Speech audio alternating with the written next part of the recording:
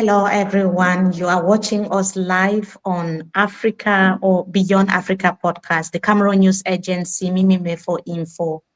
We are bringing to you updates on the presidential election that took place on the 12th of October 2025. We continue to give updates on what is happening on the ground.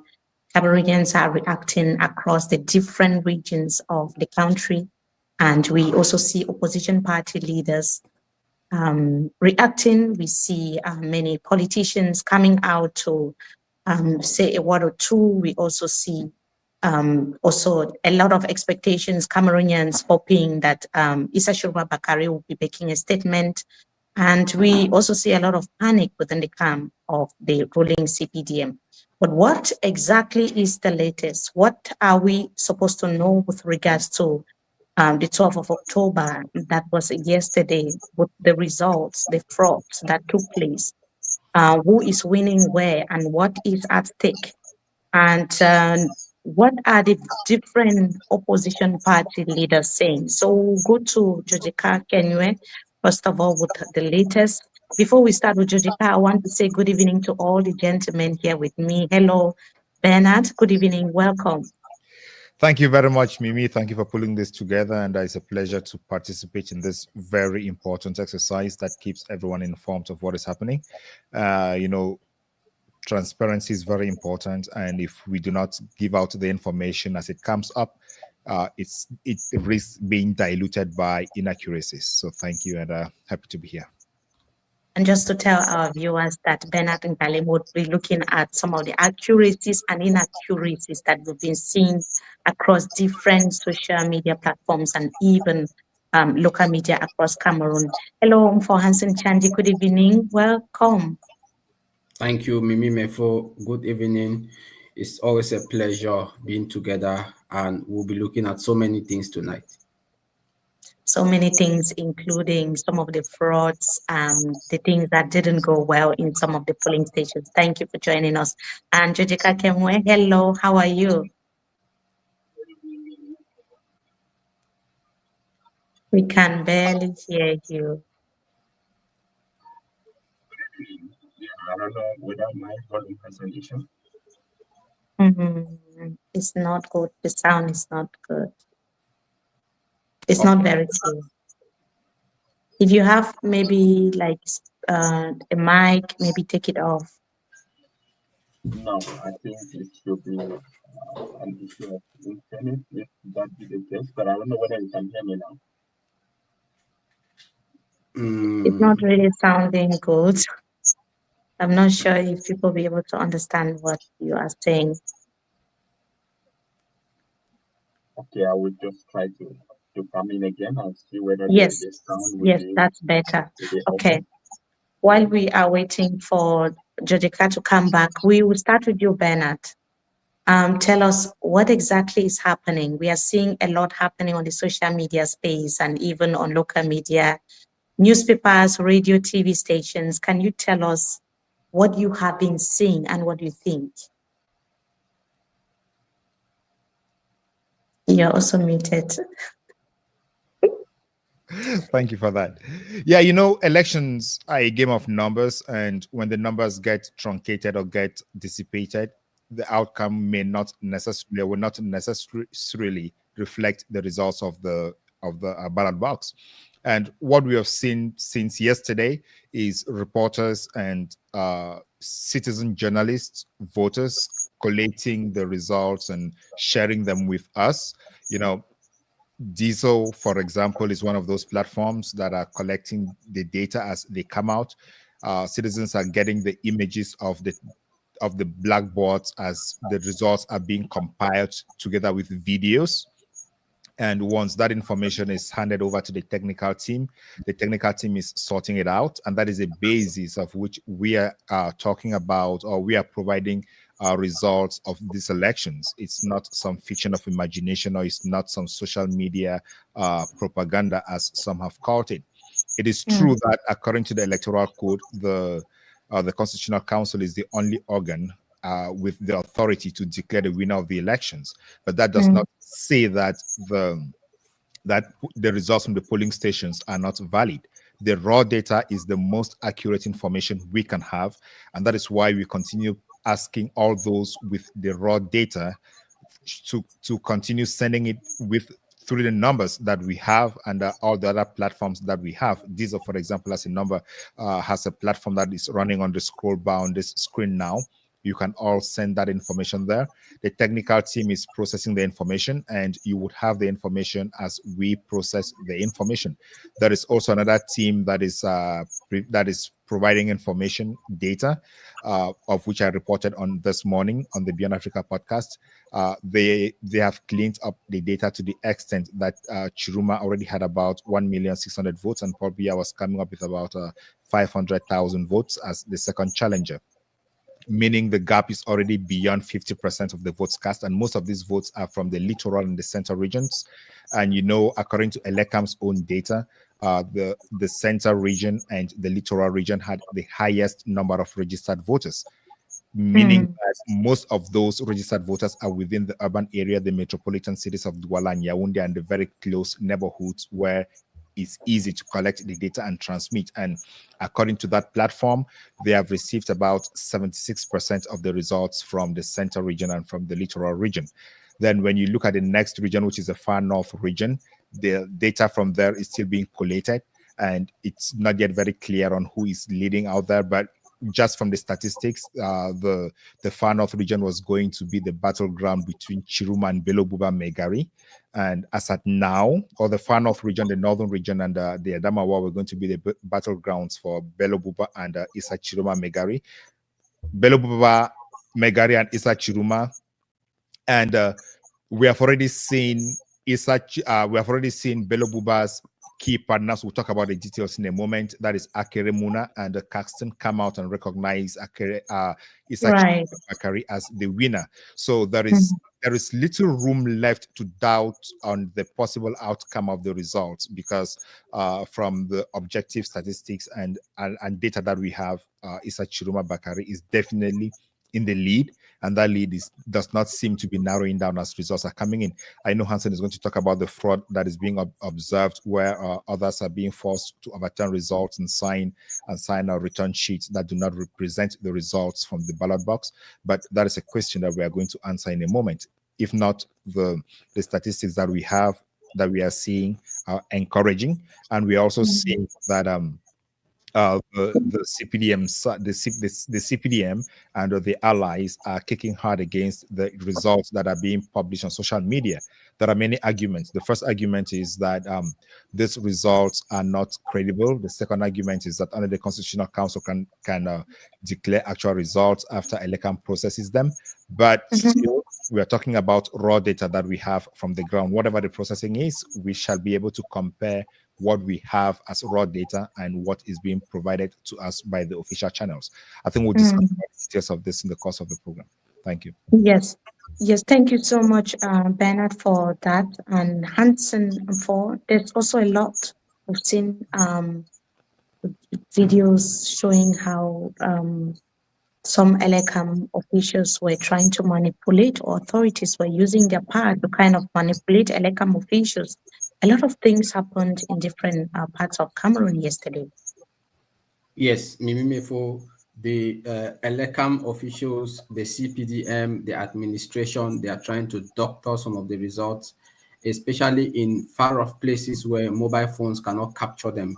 Yesterday we had about 3 videos that came from Lebialem in the southwest region, where in Wabane, for instance, 2 instances where the youth president was seen telling voters who to vote, telling them put white inside, and it was caught on camera.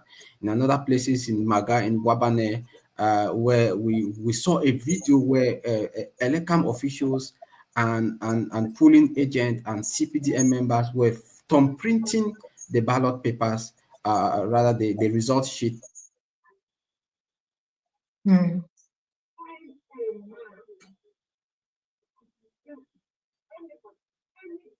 So Hansen is being interrupted, but also we have the latest on Cameroon. That's why the is here to tell us what do we need to know as far as the presidential elections is concerned? I mean, from yesterday till this evening. Hello, Mimi. I don't know whether you can hear me very well now. Yes, I can hear you. Okay. So far, since yesterday, following the closure of polls, the counting started already, and it was ongoing now because the countings started from the polling units, and now it's been progressed to the divisional level, and then from divisional level, we are expecting that those results again will be taken, to the regional level, where they will now be processed and then transmitted to the Elecam head office in Yaoundé, where they are going to arrange them before presenting to the Constitutional Council for declaration. And that's supposed to happen within 15 days. So far, we know that as it stands now, voting is counting is still ongoing, from the different stages, depending on how they looking at the structure of the various divisions, regions, and even subdivisions. So as of now, we know that counting is ongoing at the level of the divisions and probably at the level of the regions. Yes, so in terms of, we also have opposition party leaders speaking up. Some of them have been issuing statements and reacting after yesterday's vote. What really stands out for you, and what are they really saying? Yes, we have been able to see some of the candidates whose names are featured in this presidential race issued statement congratulating the person they claim is the winner. Especially, we have seen a statement from Ateki Seta Caxton. He was the presidential candidate of the Liberal Alliance Party. It is abbreviated in the French acronym as PAL. So he released a statement early this morning and congratulating Issa Chiroma Bakare. According to Ateki Seta Caxton, he explained that though he had stepped out of the race and back the presidential candidates of the National Union for Democracy and Progress, that is Bello Buba Maigari, but after looking at the trends and what is happening, he has decided to extend his congratulations to Issa Chiroma Bakare, whom he believe is the winner of this election.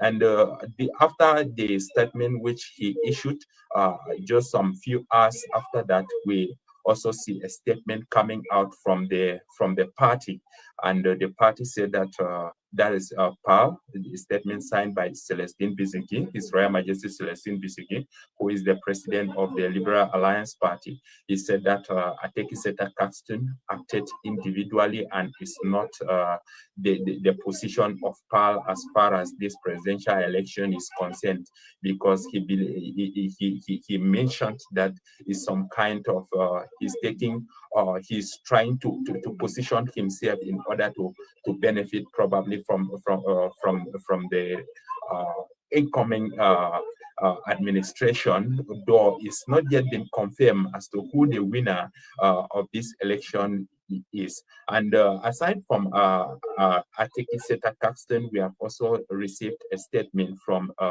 Akere Mona, who ran on behalf of Universe Party, though he, just like Ateki Seta Caxton, Akere Mona also stepped out of the race just a day after campaigns were launched, and then rallied his support behind Bello Buba Maigari. And the statement which Akere gave this evening, he was urging that the incumbent, who is President Paul Biya, should actually do something that the nation will remember him for, to acknowledge the decision that the people have taken. And so apart from these two who have also released statement, we have seen a statement from Sage Espoir Matombe, Matomba, who ran on behalf of Paul's party. We have also seen a statement from Dr. Yaks Buha Agbe, who was also the presidential candidate of Mouvement Citoyen Cameroonians. So, and we have also seen a statement from Hiram Samuel Iyodi, and it was somehow complicated with the candidacy of Hiram Samuel Iyodi. He ran on behalf of a party called FDC, that is Front Democrats Cameroonian, and just this morning, the president of the party, Dennis Atangana, released a statement declaring that the incumbent Paul Biya is the winner of the election, and that statement seemed not to have gone well with Hiram Samuel Iyodi and the team. So they released another statement denying or the statement from the president of the party, saying that they will not, that they refuse, yeah, that's the word they were saying, that they refuse to acknowledge any victory of the incumbent. So far, those are some of the statements that we have seen from these political parties. We also know that Cabral came out and debunking a letter which was written claiming to be on behalf of the PCRN party, stating that he has accepted the third position in this presidential race. Wow, just a lot, Bernard, a lot happening in Cameroon in just, I think, less than 24 hours. Let's start with how the votes are being collected and carried from one place to another. Is it not worrying? I mean, you were talking earlier about authenticity, about verification of the votes, given that it has to go through so many channels before getting to Yaoundé. That sounds a bit concerning. Yeah, from what we have seen since last night. Okay, let me explain the procedure. From the polling units, the results that most people are seeing now, those are results that came out exactly from the raw data, like Benjamin Ali was saying, that came out from the polling units. Those ones that you see tallied on blackboards. That's because most of the polling units were allocated in schools across the nation, and that's why you could see that some of the results were actually from the classrooms. They used the blackboards in the classroom, and those results, when they were tallied on the board. After that, they were still again inserted, filled on the results sheet, which was being signed by the representative of the political parties that were represented in the polling unit. And from there, they were being taken now to the subdivisional level, and information we got is that they are being kept, the ballots are being kept at the level of the divisional office, and the results so far, the LECAM officials also, they are taking these results from the subdivisional level to the divisional level, and then right up to the regional level, where everything will be combined to be able to determine how each party perform in each region, and from there they will take those results again. Because there's one thing that we should also note, that in every stage of the process, there are supposed to be the representative of the various political parties to be able to authenticate that what our agents sent to us from these polling units and they are taken to the subdivisional level. This is exactly what our agents sent to us, and leaving from there also, each party that is represented in this election is supposed to appoint someone who will be present during the counting at the level of the division and also at the level of the region, to be able to ensure that what came out from the polling right up to the subdivision, to the division, and right to the region is actually a reflection of what the polling agents submitted to the hierarchies. Interesting. Bernard, you want to react? Yeah, Yeah, thank you. I just want to add to the impressive report that Jessica has given in his presentation on the channels that the results take from the polling station right up to the Constitutional Council, which is a very daunting one, and one which lacks verification at some point. And this point, the point that is critical is when the results leave from the polling station to the Elecam local office. That is where things can happen without control.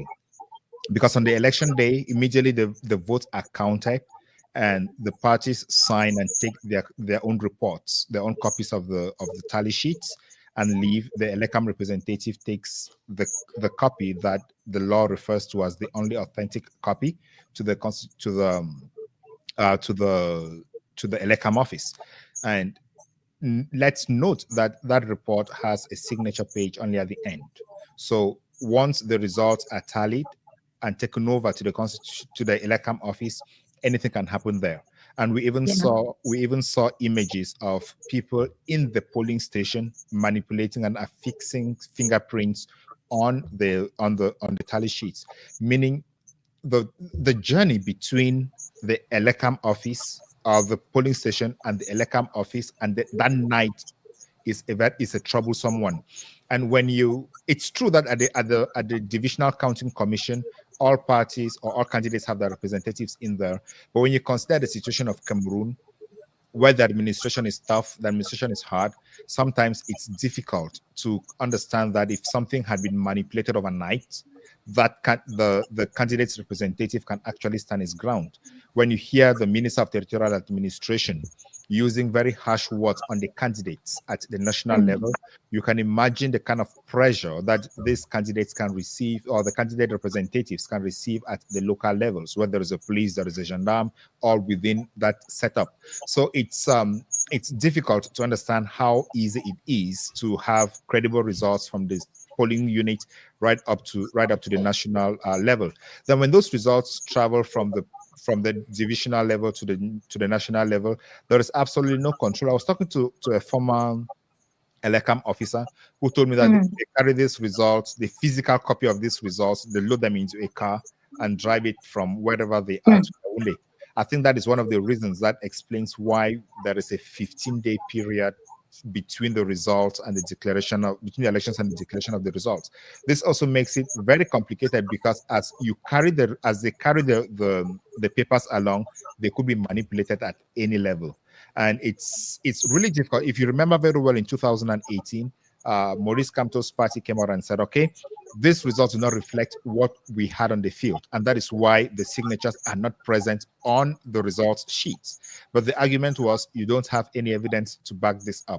So this time, through the leadership of Le Bâtisseur de la Nation and other organizations and the results that are being provided, the images of the results as they are recorded on the board and filmed and snapped are being taken and sent to this platform so that they can have something to say, this is what we saw. Even if these results are not going, even if the images that are being posted and shared from the polling station are going to be questioned in the court of law as to their authenticity regarding questions of evidence, which is a technical legal question, they would serve as evidence, as reliable evidence in the court of public opinion, and the court of public opinion has its final say.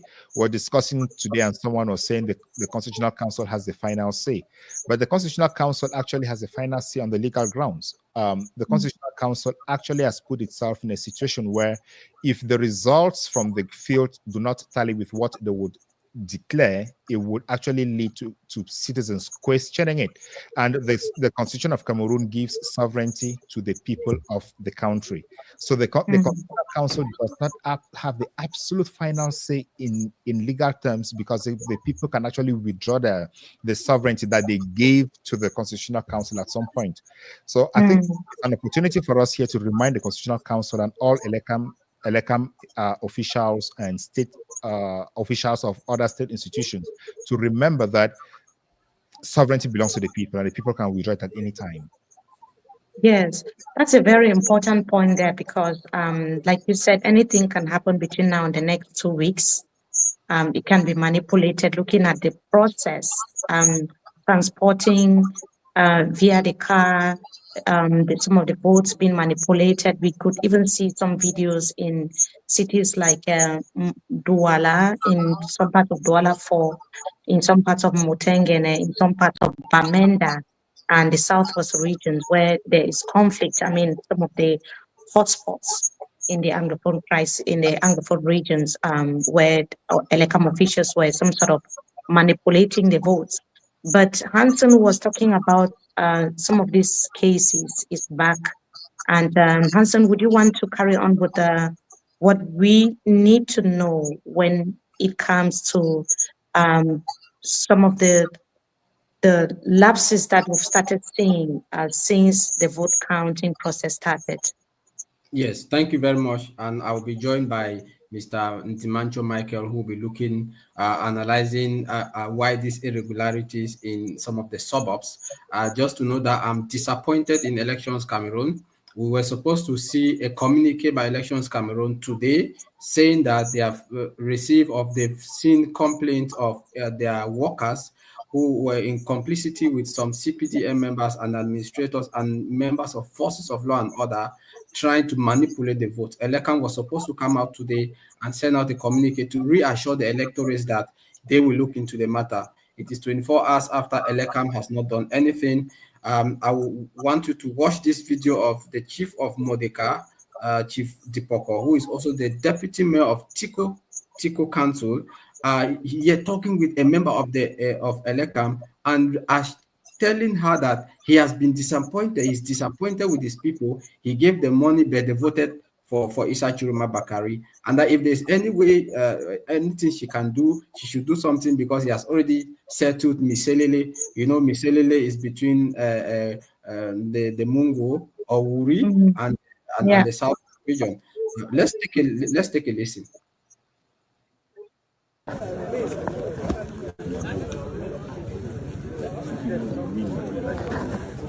But we want to be part of that victory. One of these Mongo, you know, whether it's me or the we want that in the accounting, the Mongo also is to be good. Please, we need your assistance so that we have that process. For me, on the other side, whatever is happening to that people. Because that present our percentage. And that's why I say I'm handling this because I have spent my money on them and they come and destroy me at the end of the day. Nothing is hidden. We have our eyes. We know how we monitor. They have betrayed me. They know that their consciences are judging them. And I will not take it lightly with them because I've treated them as my brothers. They come to me anytime, I receive them, I help them. So for them to do this, yes, please. That's what I'm This is interesting. Yeah, muted. This is just a tip of the iceberg, Mimimefo. So and I hear that he arrested the person that filmed this scene. This is a deputy mayor who is also a member of the Full Gospel Mission. These are people who go to church and they sit in front of the church, they clap their hands and they call them deacons and all that. But look at what he is doing, electoral malpractices, and the ruling party has been accused of carrying out this kind of malpractices in Wabane and in other areas. That is why people are doubting that how come 5,000 people voted in Batibo when most places were deserted in Agiati, where the observers were taken out of the polling unit by the military. I will be joined by Dimancho Michael. Dimancho Michael, you've been watching some of these irregularities, and till now, Elekam has not said anything. What can you say about what's happening, and how can Cameroonians defend their votes?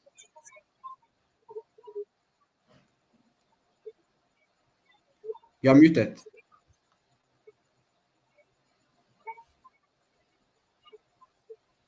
You have to unmute yourself.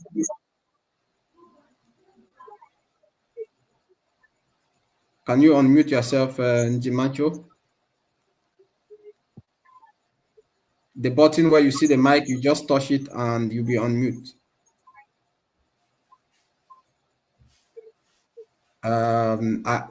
We can't really get to Njimancho. Maybe when he's unmuted, he can join us in the backstage. I can see he's struggling to do that. But maybe for the political parties, the opposition political parties need to take their responsibility. They need to make sure that all the thumbprint, the fingerprints should be checked. The fingerprint should be checked. I don't know if there's a way to scan those fingerprints. If you scan and one fingerprint comes 10 times, 15 times, there is a problem there. They should start checking the fingerprint. They should start checking the signatures, because one person cannot sign 30 signatures alone. There must be some semblance of the signatures. We saw that in Wabane, where one person, they were doing as if they were sharing granules. This is a huge electoral malpractice, and we saw forces of law and order who were seated there in Wabane and watching how they were carrying out these malpractices. This is electoral hold-up. This is stealing the people's vote, stealing the conscience, the vote of the people. And the FSNC had won in that locality, according to what I got from a correspondent there, but then they tried to overturn it by doing that. And we've seen this in many places where people are doubting that in this rural area where most people remain at home, how come thousands of people have voted? And there is no doubt, or there is no gainsaying, noting that the CPDM and Elecam and some administrators are working against the will of the people. If this is not something we are talking to be afraid of the National Communication Council, no, it's not something we are just throwing out there. We have the videos. But the National Communication Council that you've just mentioned has issued a statement warning the media houses and journalists that are releasing the results. I think we have some issues there. I don't know if it's from, maybe you mute yourself. Yes, that's better. So I don't know if you've seen this communique from the National Communication Council warning media houses and journalists and telling them to abstain from publishing the results of the presidential elections before it's officially proclaimed by Elections Cameroon and the Constitutional Council. Do you think that the National Communication Council, the NCC, should be doing this now? Well, the National Communication Council is in its right. They are in their right to say, don't post it, don't post that.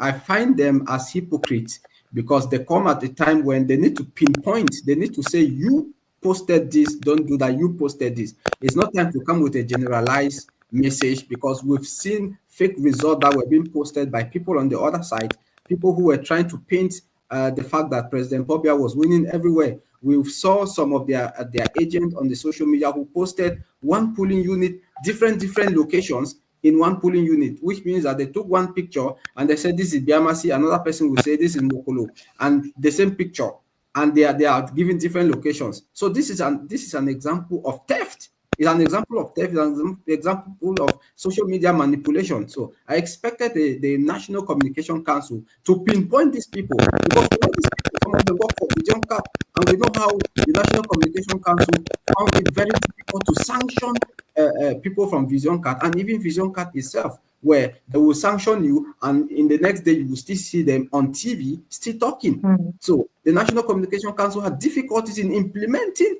these sanctions. So we don't need a generalized statement from the National Communication Council. We need them to say, you, this personality, you posted this and that is wrong. We are verified, because I believe that the National Communication Council has the machines, they have the machinery, they have people working there who can easily detect fake stories. I've had some friends there and they tell me how they do it. So they should know that this platform posted this, and which is a lie. I can tell you that yesterday. So Bernard, yes, so Bernard, this gives the impression that the National Communication Council is only stepping in when it suits them.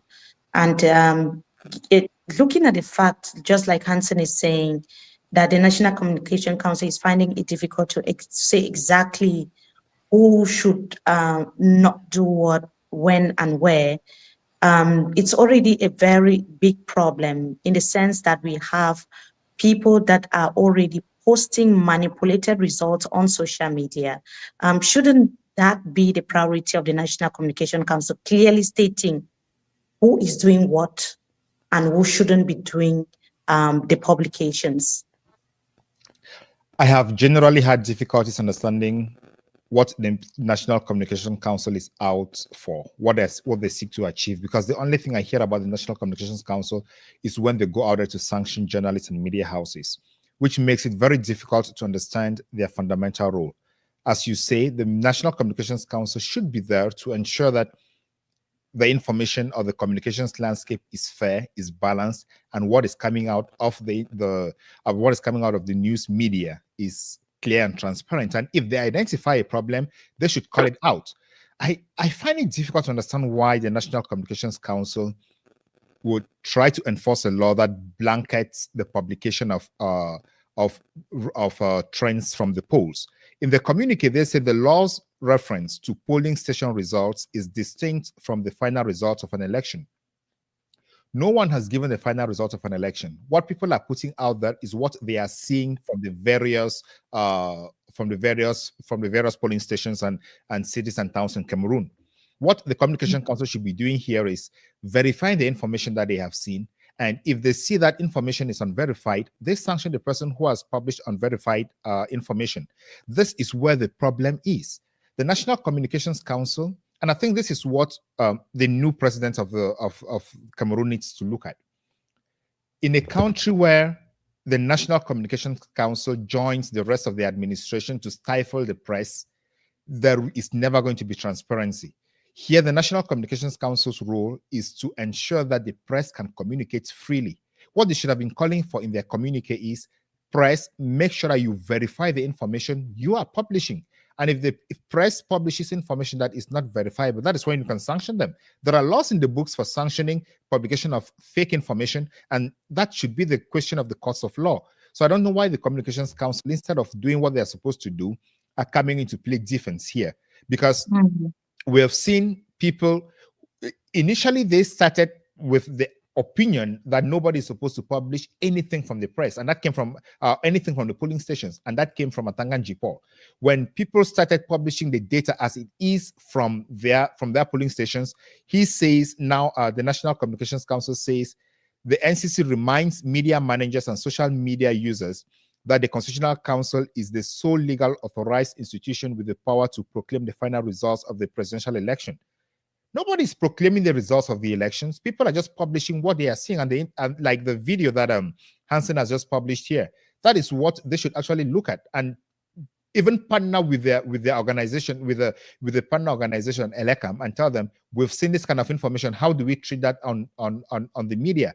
So are they telling me that if another TV station, for example, plays that particular video that Hansen has shown from Tico, that is going to be a violation of the norms because it's talking about election results? They should publish results. They should let journalists and social media organs publish information as it is, so that people can have that information. Democracy and the truth die when there is lack of transparency. Once there is transparency, as we have, we publish that information so that people should actually see what is happening on the field and appreciate the information we are giving. If not, at the end of the day, after 2 weeks, when everybody is gone home and waiting for the official results, for the Constitutional Council to proclaim the results, nobody will be able to verify that information. So we need to keep on informing everyone of what we are seeing, and criticize what we need to criticize and praise what we need to praise. We should not wait for the last moment, because an hour in politics is very, very important. It's very important, and I want to stick to the NCC. Bernard is saying, when I hear of the National Communication Council, it's always about sanctions. Dimancho Michael is here. Hello, sir. Welcome again. Hansen left. Hansen is back. Yes, thank you, Mimi, for hello, Hansen. I hope you can get me now. Yes. Hello? Yeah, we can get you. Can you get me now? Yes. So the question, yes, the question, we're just asking your opinion. Yes, because we're talking about election fraud in some parts of the country and the silence of the elections governing body, ELECAM. So far, ELECAM has not issued any statement questioning or saying that the polling agents or the ELECAM officials that were involved in fraud will be investigated. What is your reaction? Already, Mimi, you know that the ELECAM itself is a powerless body because we even had an issue yesterday. The first statement about the elections was made by the Minister of Territorial Administration, which is, first of all, already wrong. It was not the Minister of Territorial Administration to first make a statement on the state of the election in Cameroon. It was supposed to be ELECAM and the Director of ELECAM to make a statement about the state of elections. But we were really taken aback when we listened to rather the Minister of Territorial Administration say and telling the world how the election was free and fair and how there were no hitches. And we took hold with that and we said, it appears as if the ELECAM itself, they are on their knees and they have been given the goat and the rope is being held by the Minister of Territorial Administration. So you understand with that. You know that institutions in Cameroon have been politicized. That is the issue. And people are just like, they do not know their rules any longer. And they are very careful not to step into tools. And I think that ELECAM has woefully failed in this perspective because ELECAM was supposed to give the state of affairs of the issues. I know that later in the evening, the Director General of ELECAM spoke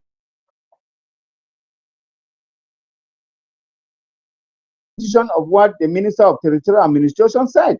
So we are picking holes with that, and we say that if that is how that is wrong, because we understand that he is powerless in this perspective, and there are a lot of things that are going wrong, and you now understand why we have the result that we have. Yes.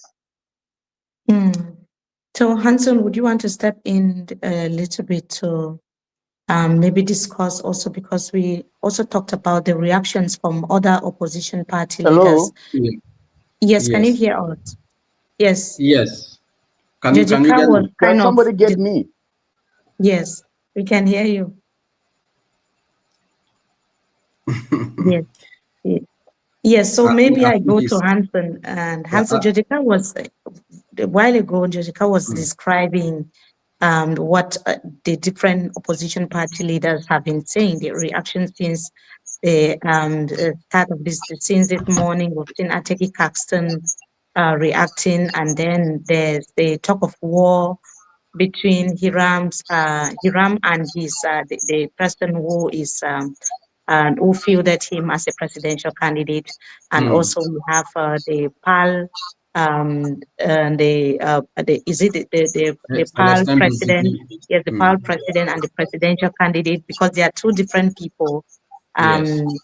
So there's like this back and forth, people not on the same side, but there's one thing is for sure. The other on the other side, we have Ateki Caxton saying that Cameroonians have decided and declaring Issa Shoma Bakari as the winner. But the party chairman is saying that I do not recognize this outing by my presidential candidate. What does this really tell us? Now, Mimi, this is very clear. Anglophones have a very clear conscience, and Anglophones don't look left and right when they want to talk. They speak their mind. You get me? Anglophones don't pretend. I'm sorry for using this term Anglophone, but you get from where I'm coming from. I'm talking because the two Anglophone candidates who joined Bello suddenly said, look, from the way we are seeing this thing, this man, from the vote we have seen so far, he is leading. They didn't, if you read within the line, they didn't just come out to say publicly that he has won. You know, there is a pattern. So if you see the way Ateki wrote it, and you see the way Akeremuna wrote it, you see that there's a pattern, but it's moving towards one direction. And this is the Anglo-Saxon nature. We speak the way we speak. We are open-minded. So that's why you see, I saw Cabral Libby's message He was going left and right, and they said nobody should. No, when you are an opposition, and then you send this kind of message to and how do you want the regime to look at Yeah, you? but Hanson, I think that we should just say a Cameroonian or some Anglophones, because the person who was threatening an Elecam official in Tico was also an Anglophone. Yeah, So it's better we yeah. just say some. And in Wabane, those Okay, Elecam let me. officials were also Anglophone. So Yeah, let me. we've No, seen a lot of malpractices. Yes. I'm talking about Anglophones in general. It doesn't mean that Mm, they are not bad eggs. You understand what mm, I'm trying to say? I'm trying to yes. be open-minded. I'm trying to let us know that if you see some of these candidates, they have their hidden agendas, and they are open wide out there. You see the FDC who came out without even informing his candidate that he was going to discuss. Some of these people are the ruling party in disguise. I'm beginning to even see why people are saying that Cabral Libi is a ruling party in disguise. I'm sorry to say this is the first time I'm saying it. It's not good for you supporting an opposition and being opposing to another opposition party leader. But the communique he came and said nobody has won. People, all the social media noises, people should stop it. I saw it as a weakling. I saw it as a weak opposition. I saw it as somebody who is bound to the ruling party already, and that is why Paul Atanganji said the other day that he's not the one that said that Cameroon has the very weakest opposition in Africa or in the world. So they are laughing at the opposition. So they are laughing at Mhm. the. So when they get somebody like Issa Chiruma Bakari who can stand his word, they bring all kinds of strategies, that all kind of sticks to put that on his road so that he will fall. So in a nutshell, what I'm trying to say is that you speak your mind. It shows that you are open-minded, and it shows that they are open for anything. Ateki and Akremuna, they are open for anything. They are not just, it's not a rubber stamp idea to say, I'm with Bello, I go with Bello. No, they've seen that they call it the winning cover beer. This person in cover beer, they win. And they've gone there, and there's a permanent interest. Yes, even the youth, we've also seen the youth leader of the UNDP announcing officially that he is recognizing that Issa Shoma Bakari is winner of the election, and that Yes, Cameroonians should be given their votes. Cameroonians fall should be back up. allowed to, yes, which was Exactly, fall back something. up. And, and, Yeah. and, and their outing shows that they don't care about what Paul Atanganji says. I mean, because Mm, all of us expected that before somebody will makes such an outing, they'll be afraid, they'll be shivering that if I say this, oh, they might arrest me or something might happen. People don't care anymore about what he says, because if you know that your mother scolds at you all the time, if you know you touch a book, she will scold at you. You touch food, she will scold at you. You become used to it. It becomes not like yes. even becomes like a lullaby. So he Mm, sees the time, he scolds at people all the time. People don't care anymore. mm. Bernard, I want to find out exactly, I mean, why we need the opposition to come together now more than ever before.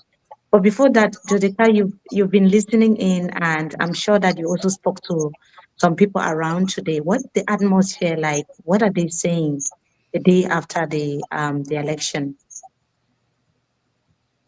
Yes, for instance, the meeting yesterday, I received several, especially The sound is not good. Maybe you have to come back again. Yes, yes, yes, it's not good at all. So yes, Bernard, we've seen just some opposition party leaders reacting. But will it not be worthwhile if we see reactions across the board? I mean, a unified kind of action from the different opposition leaders? Because when we listened to their messages during the campaign period, it was about Cameroonians, we want to make the country better, we are fighting for you. Now is the time to stand up and defend what the Cameroonian people want. You know, when Francois Soudan of Jeune Afrique wrote his article about l'opposition camerounaise est la plus nulle de l'Afrique, I think he did not make any mistake.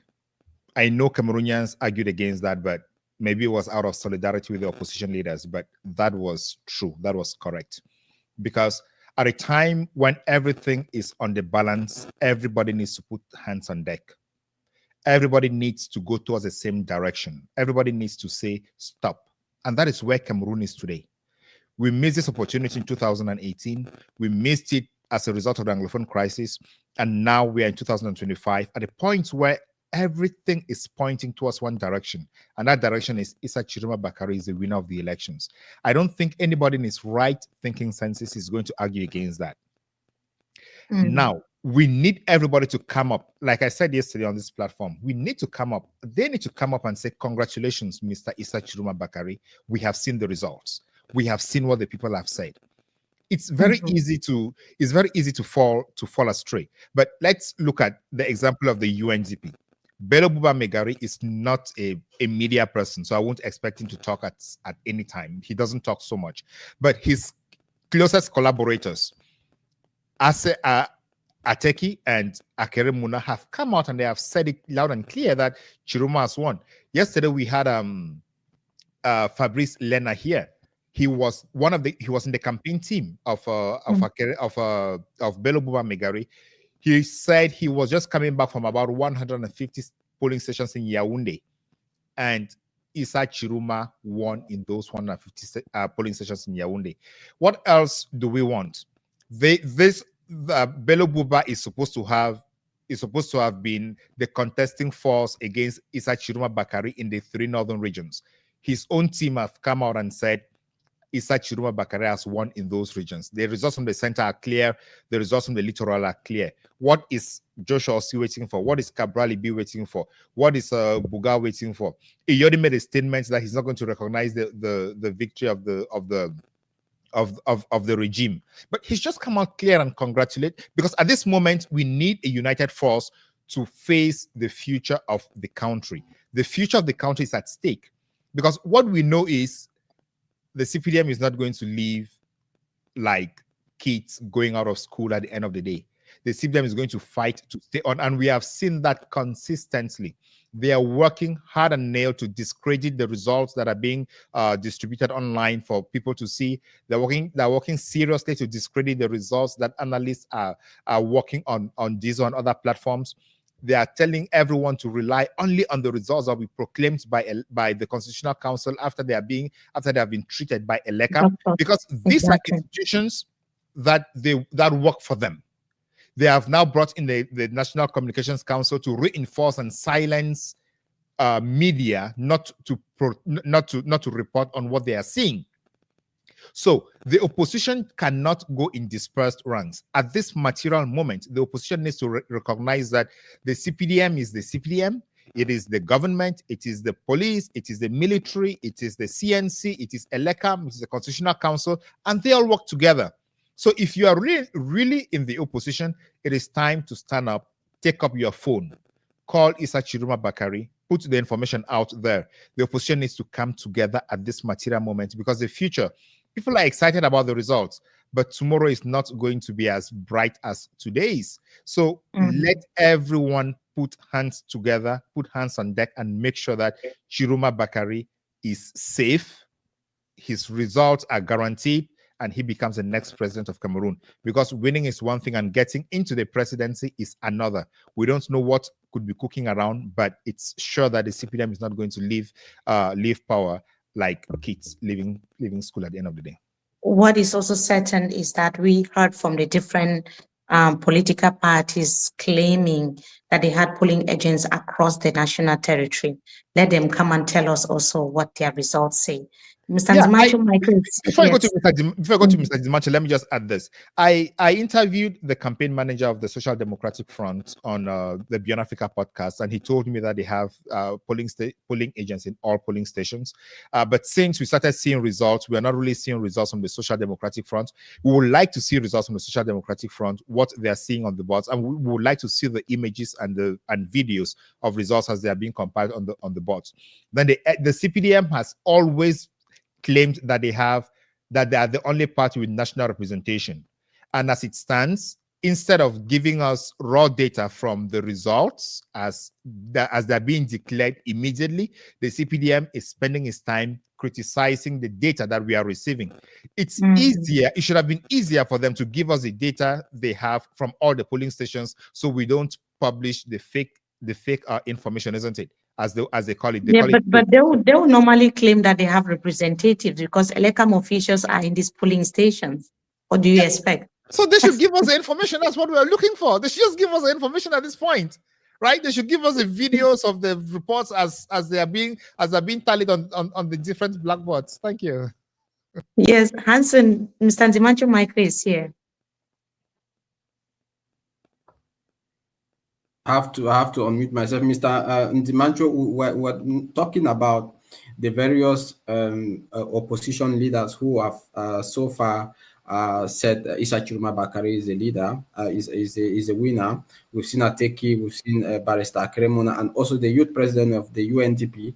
And if you look at of their statements vis-a-vis those of Cabral Libi and those of Iodi, as well as the FDC's outing, do you see a clear demarcation between those whom have been accused of supporting the CPDM in hiding?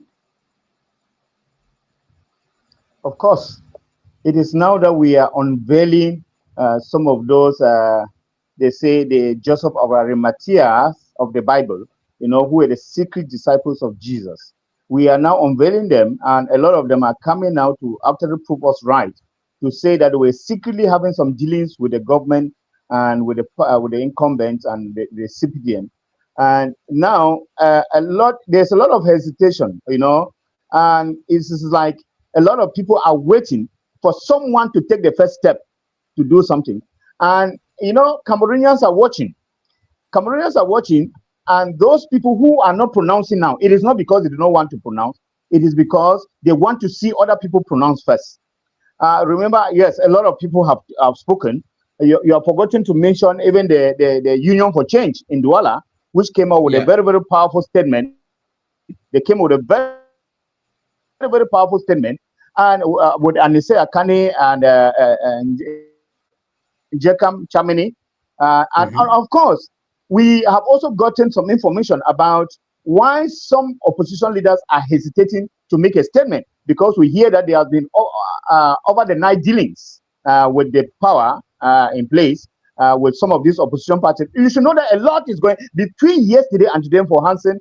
A lot is going on, and we are getting quite some information about that. It's just I want to do some verification before we start denouncing. A lot is going on. Even when you get up to the polling agents and all of those things, a lot is going on among these people that we cannot just sit and say and condemn what we do not know, have first-hand information on. So we are gathering information, and we are going to denounce all of this. So you find that they are what we call the enemy dans la maison in the opposition. You remember before this presidential election, I engaged the opposition parties, and I must tell you, I met with almost all the frontline opposition parties, and we had discussions. And after my discussion with them, I wrote a very, very strong letter, in which I categorized the opposition leaders in Cameroon. The opposition in Cameroon was, just talking generally, about 375 political parties with whom I actually analyzed. And I put together the kind of opposition we have in Cameroon. First, the liberation theory opposition, which of course have failed us. And when I talk about liberation theory opposition, I'm talking about the party like the SDF, the 1992 SDF that we knew, of course, which had the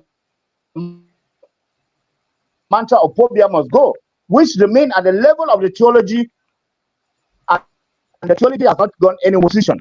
In Cameroon, we have that.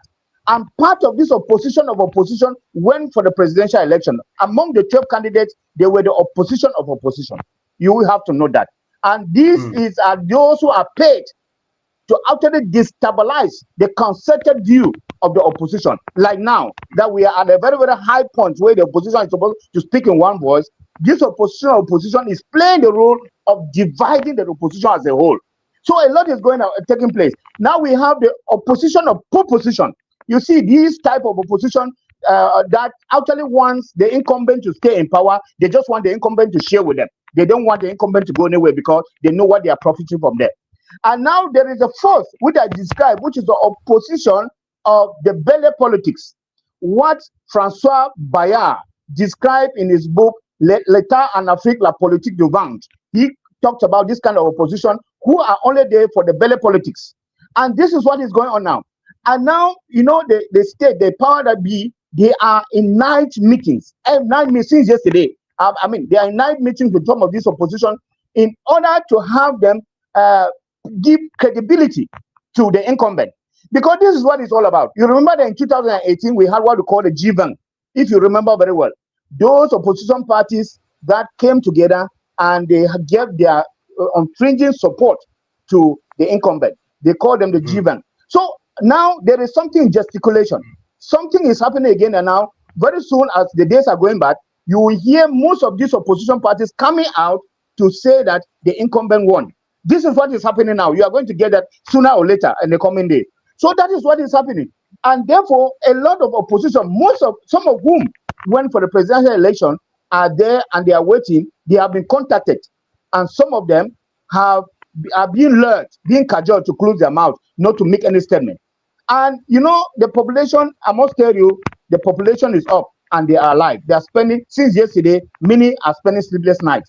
And what the cause that we get today was, people are asking, what next? What next after yesterday? What next? Let me tell you, the spirits are high.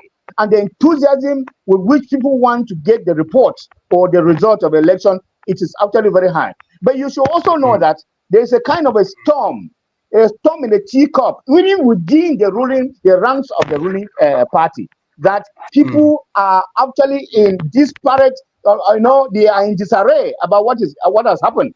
And there is accusation and counter accusation for those who didn't do well in their constituency. Because you should also understand that many constituencies, many regions and many divisions, they did very badly as far as the voting was concerned. And they had expected, amount of money that was spent, that was raised towards this election. That amount of money that was raised was going to be able to close the mouth of the electorate, to be able to bribe the electorate to vote the ruling party. Now the accusation is that they didn't use the money. That most of those people who lost the election didn't use the money. So there is a lot going on even within the ranks of the ruling party. And the coming days is going to reveal a lot of things. So I listen to you. There are a lot of blames also on the polling agents and all of that. But sometimes, or on the ELECAM and all of that. But sometimes we also have to put the blames on the opposition themselves. What we are having today. Part of the problem, and I must say the bigger part of the problem is caused by the opposition, who have not been able to take their job serious, who have not been able to take their politicking seriously. Because you find that there are a lot of polling agents who were not even taken care of. There are a lot of polling agents, of course, who are left within themselves. There are some polling agents who opted to be polling agent in some centers. When you opt, and you opt with a different agenda, with a malicious agenda, know that we are going to have what is happening now. Let me tell you, I have a lot of voices that they sent to me today about what happened, especially in the Northwest and the Southwest region. We'll be coming to that. Yes. Yeah, exactly. We'll be coming to you. Meanwhile, time for us now to take on board Eric Chinje and Are Obensin. Gentlemen, you are welcome. Senior Eric Chinje, I begin with you. Do you have the impression that the regime is in a panic-stricken mode? There is a screenshot I shared about, let me just see if I can share it again, this screenshot, where Gregoire Ouna, the Minister of Labour and Social Security, said, it is very clear that Issa Chiruma has acknowledged that he is not the winner and that he doesn't have all the full results. He was reacting to this post saying that they are by Chiruma 2025, that said, nous demandons à tous de respecter les résultats issus des urnes dans chaque bureau de vote.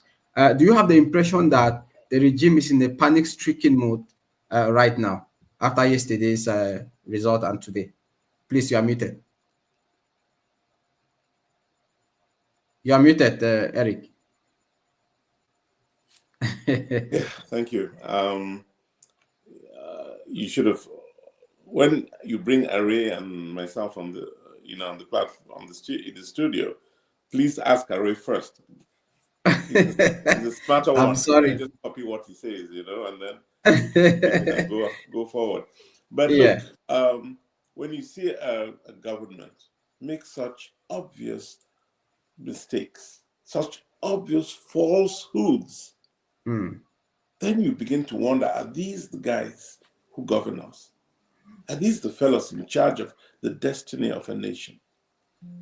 They make such blatant errors in governance, such blatant half-truths or untruths. And you wonder, what is it that would take a minister of government like Gregoire or Warner, to engage in such pathetic and devoid of any truth, and they want us to believe that they're running a nation. I just, I feel, genuinely sorry for the nation I call mine, Cameroon, and I really hope that we should not let. Elections do take place. People move on. That's part of life, and there's no point in engaging in lies and these untruths just simply because we want to stay on in office. A time has come. We've had elections. Mr. Issa Chiroma is, without question, elected president of Cameroon. We just need for that to be officialized, to be confirmed and officialized. And Mr. Issa Chiroma moves on to the presidential palace in Yaoundé, what we call Etudi. Okay, thank you very much. Are is with us right now. Do you think it's going to be an easy ride, given the fact that we've seen ministers coming out already to justify the unjustifiable? Is it going to be an easy ride to Etudi? Is that question for me? Yeah, is it going to be easy ride for Issa Chiroma, like what Eric Chinye said? Absolutely. Well, let me just say,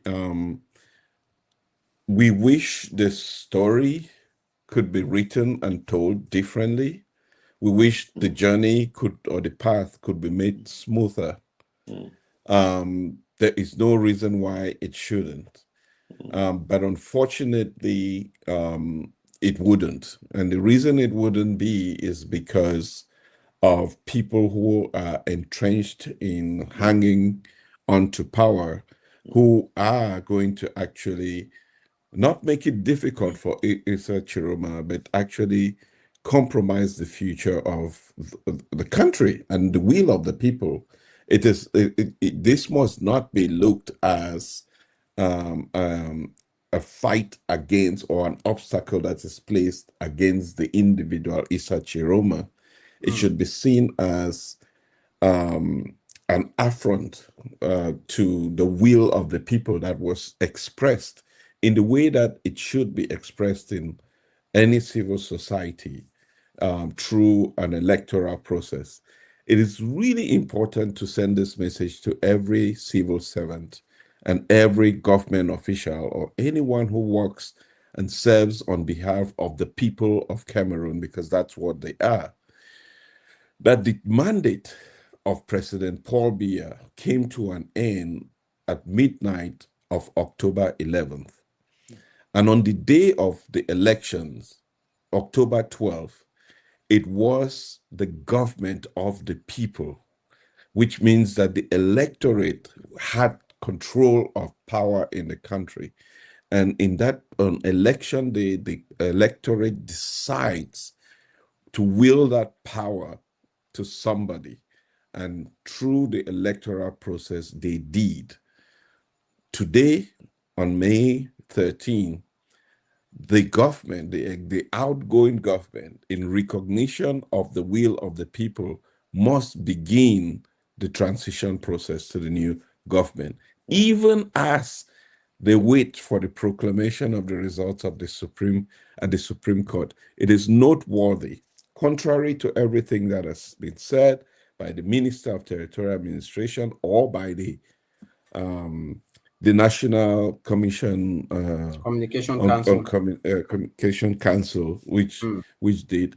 It is very, very clear from the Electoral Code that election results are published at the polling station in which the voting took place. All the other, everything else is an administrative exercise, which must not subvert the will of the people. It's simple arithmetic that they do and tabulate the results. Otherwise, the people have spoken. Okay. Is there any official statement from Project C so far? Yes, we just put out a press release with reference to the elections, which should be circulating now, but which will be published in the papers tomorrow morning in Cameroon. But I'm happy to read it if you want, please. and I'll be happy to give it. We are happy to have it firsthand from you. Yes. So the caption of our press release is "Change has come to Cameroon.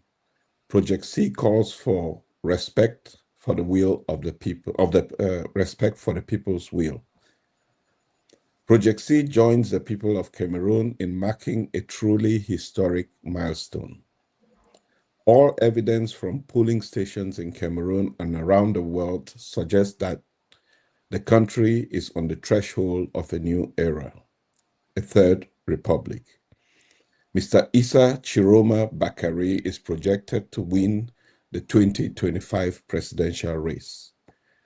Project C applauds the efforts by citizens to secure their vote and prevent post-electoral fraud.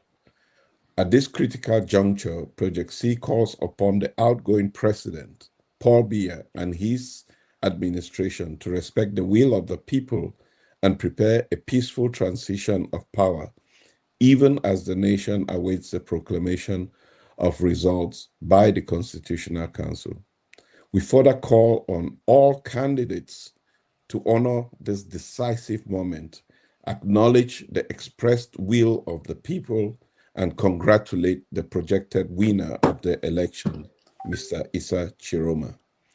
This is a new page in our national history, turned by the collective will of the people. We urge all institutions, ELECAM, the Constitutional Council, the police, and the military to respect the will of the people of Cameroon and safeguard the integrity and peace of this transition. That's the statement we put out. All right. Thank you very much. Maybe I'll be coming back to ask you something about that statement. But Eric Ichinje, Project C has spoken about post-electoral malpractices. So far, we've been talking about it. How dangerous can this be to this election? Look, we hold elections so as to give ourselves, give the nation, give citizens an ability to refresh, to renew itself, to inject new ideas into the governance of the Commonwealth. That is really what elections are about. Yeah. And it should not be a war. It should not be a reason for strife and conflict between brothers of the same nation, sisters of the same nation. No, it shouldn't be. So what we are witnessing now, the post-electoral upheavals, that if not well managed, could thrust this country beyond the cliff into a state of crisis.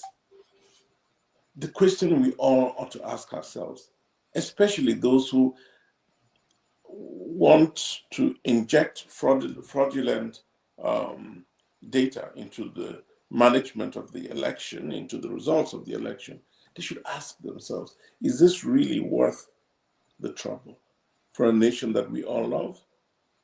Is it worth the trouble getting into provoking a civil crisis just because a handful of people, no more than what, 10,000, which is a high figure. No more than 10,000 in a population of 30 million.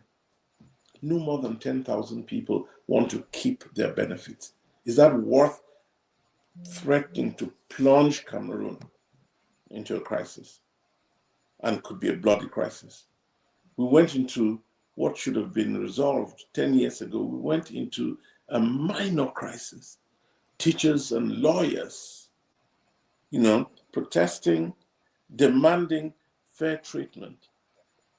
Could that have been so much to ask that we easily let the nation go into war for a civil war that has lasted close to a decade? Is it worth? Look, that's why I guess everybody should be rising up now and say, we will not go to war. We will not allow elections to provoke crisis in Cameroon. We will stay with the truth, because a nation built on falsehoods always, invariably, ends up badly. We are not going to build a new Cameroon based on fabricated lies by a team that wants to stay in power. It's not going to work. They'll just inject tensions, bad will, anger, and on that you cannot build a nation. I hope somehow Mr. Biya, the president, who ought to use this opportunity to leave office in grandeur, I hope Mr. Biya would call Issa Chiroma, because Issa Chiroma has won these elections. We can't blind ourselves to that. Mr. Biya will call Issa Chiroma, not only congratulate him, but invite him over to Etudi, introduce him to the place. Say, in the natural scheme of things, you will be here. This is the home you'll occupy for maybe the next 3, 4, 5 years. Mr. Biya should do that. And history will thank him for it. Cameroonians will be honored. Cameroonians across the world will be proud. And Africa would have learned a lesson. So I hope, your question was about the post-electoral environment. I just hope that it is one that will allow us to discover the higher purpose for which we are, that has us as Cameroonians, and be proud of it. All right. Thank you very much. Bernard, I hope you listened to the statement by Ari Obenson on behalf of Project C. And if you did, in 2018, Maurice Kamto declared himself winner. In the hours or days ahead, should Issa Chiroma Bakari declare himself as the winner, do you think the scenario we had in 2018 will repeat itself? And could there be, we were talking yesterday of a plan B, like making a temporary presidential palace in Garwa, for instance? I think from what Eric just said, I think we don't even need to think about a plan B, because we should be a nation of matured people who understand why they are where they are and what they need to do to move forward to advance themselves and the country. That said, comparing 2018 and 2025 is important, because there are two events of similar magnitude, but then the dynamics have changed. I don't think that I don't think that Maurice Kamto was as prepared in 2018 as he would have been in 2025, and as Chiroma has been in 2025. One clear example is Project C. The amount of work that Project C has done in the background to make these results accessible is incredible. We do not have that in 2018. The amount of work that Diesel has done to get data to support the raw data to support the results is incredible. The amount of work that other platforms are doing was not seen in 2018. In 2018, we had mainly BAS and other organizations out there who were communicating about the elections, but we also had, we were at the peak of the Anglophone crisis. The war was at its peak, and there was divided attention between the war and the elections. But now everyone is focused on the elections, and I think we are at a point where Issa Chiruma has full attention on him, and he has something he can lean on, something he can rely on, and that is the Cameroonian people. And the results from the ballot box is what we have actually seen. We have it handy, and he can rely on that information. Even though Gregoire Ouna is saying that Chiruma claims he has not won the results, I think that is, he's saying that out of panic, as you asked a moment ago. He knows that this is game over. They saw the mobilization around Chiruma. They saw the mobilization around the elections, and they know that this is game over. Whatever they'll be trying to do would be to save face, because Real Madrid cannot lose a match even against Barca. When they lose against Barca, it's a problem. So losing against Cotonspor is not going to be taken lightly, because they're definitely looking for different means of claiming that the results are not fair. But however, we are at a point where Chiruma, as I said yesterday, is the cross bearer. He is bearing our cross for us, and we are supporting him. We are not leaving him alone like everybody else left Jesus. Only Simon of Cyrene helped Jesus. But here, the Cameroonian people are called Simon of Cyrene, and they are carrying that cross with Chiruma.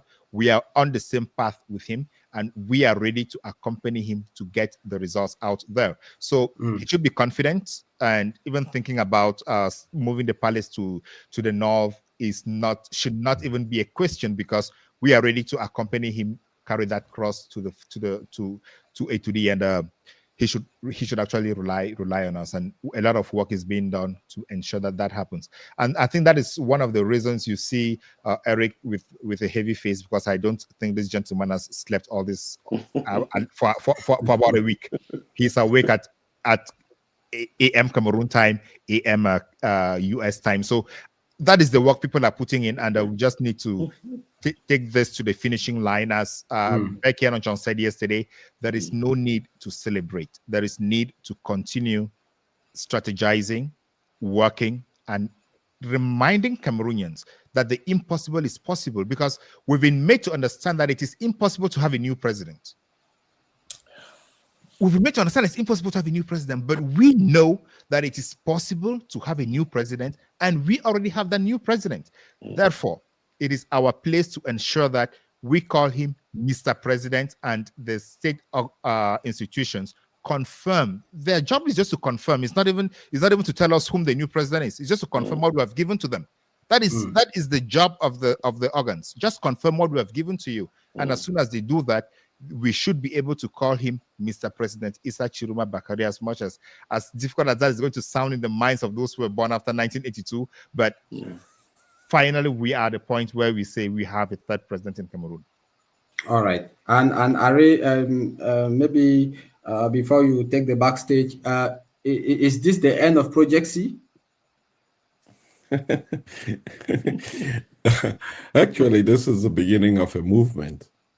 It is the beginning of a movement of people who look beyond the labels that have been placed on us, and we see ourselves as Cameroonian, and we hope that this movement actually continues to grow. In the last few days, I think that the movement has more than tripled in size. We've grown from about 249 people, and now we're seeing ourselves reaching into the thousands of people. As I've been on this call, I see more and more people in the diaspora making contributions to this movement. So we are not going anywhere. In fact, if anything, the journey is just beginning. We have an entire country to rebuild, from its foundations to the skyscrapers that it should have along its streets. And for too long, we have essentially abdicated our responsibility. And I say no more. No more are we going to be on the sidelines of the development of our country. And I hope that the fellow Cameroonians that are watching now realize that it is our responsibility. I overemphasize this, that this is not about Issa Chiroma. This is about the Cameroonian people. And the Cameroonian people have spoken. And, you know, I had reminded people that the 8 million Cameroonians that were going to vote were doing so on behalf of the 30 million Cameroonians. And that was the responsibility of each voter. And they did it.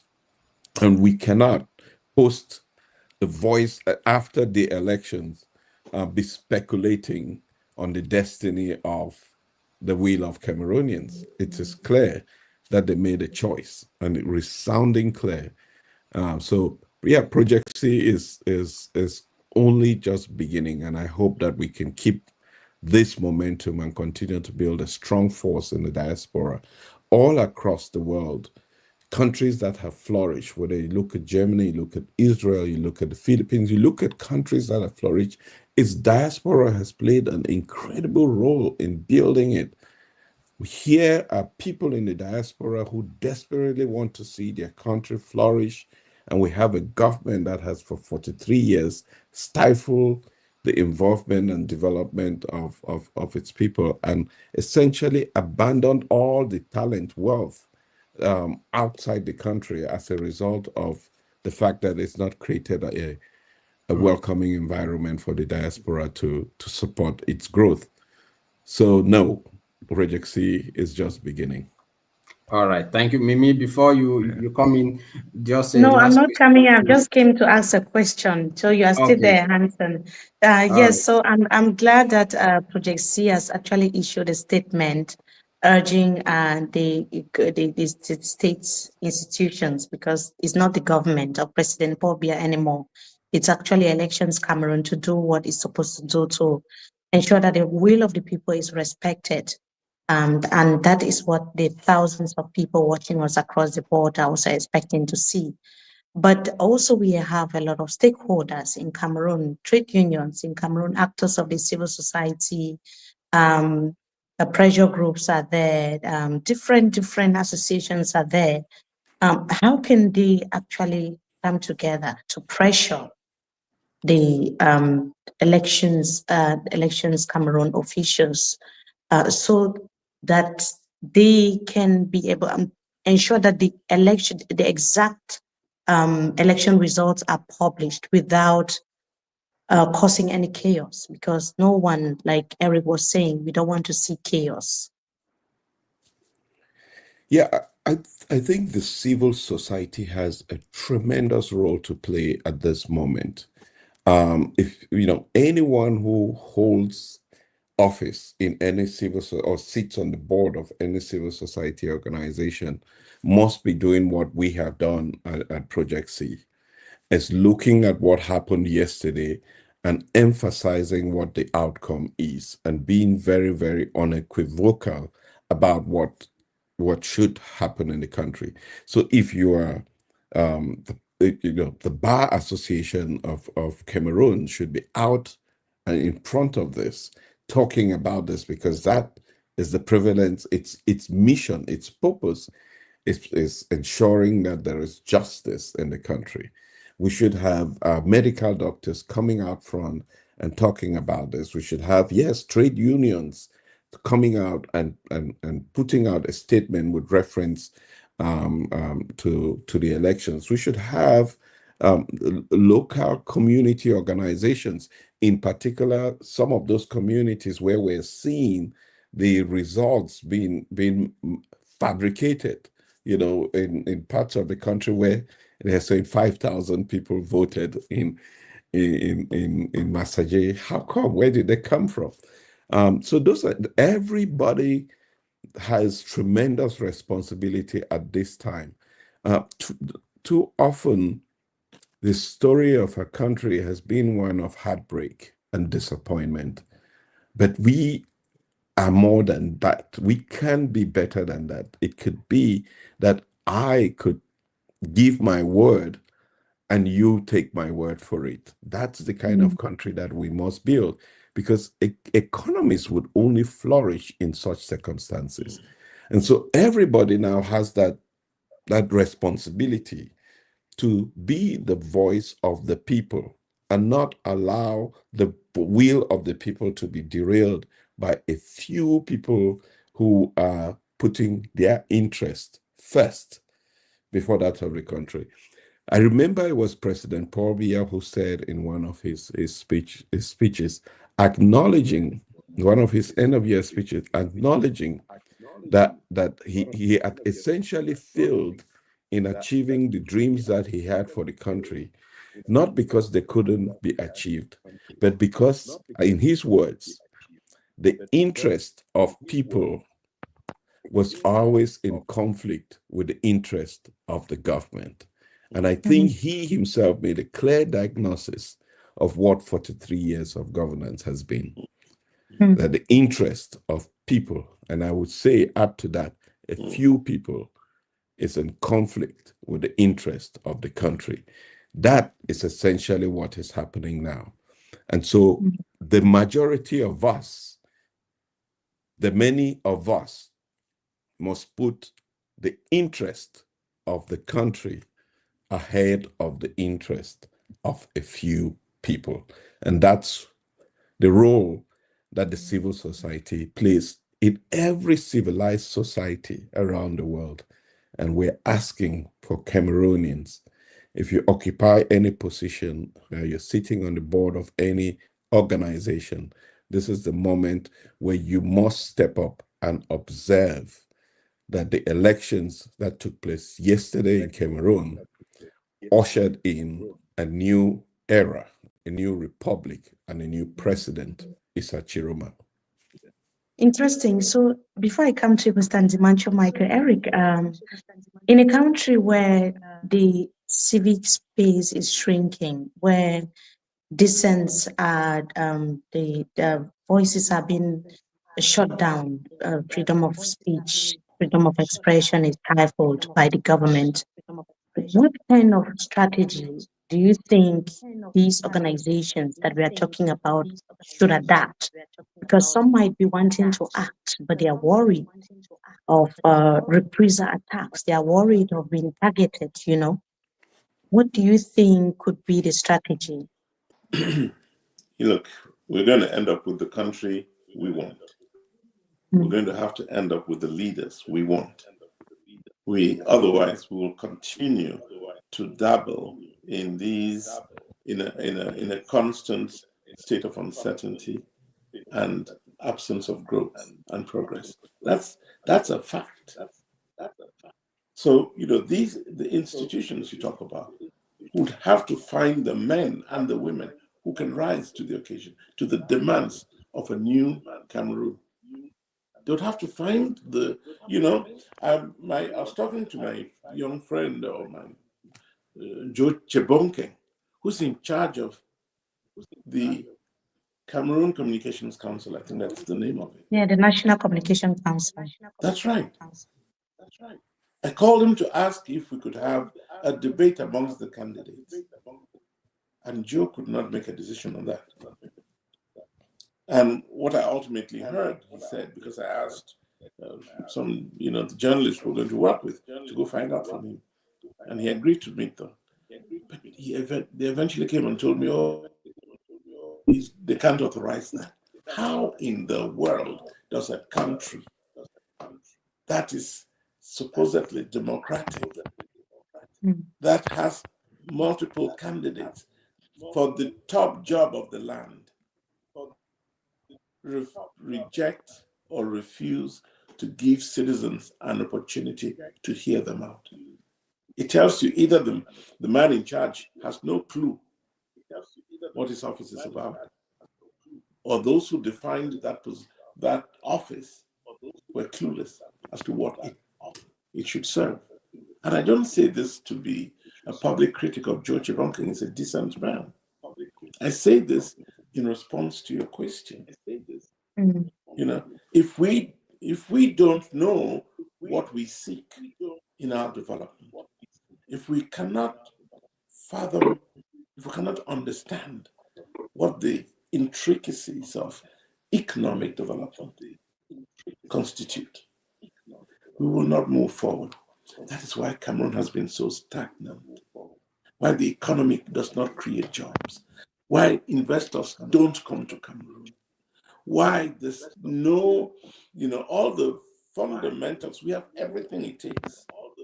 We have everything it takes to grow and to be wealthy and to create jobs for our young people and to build our schools used to be the most admirable schools in Africa. Mm.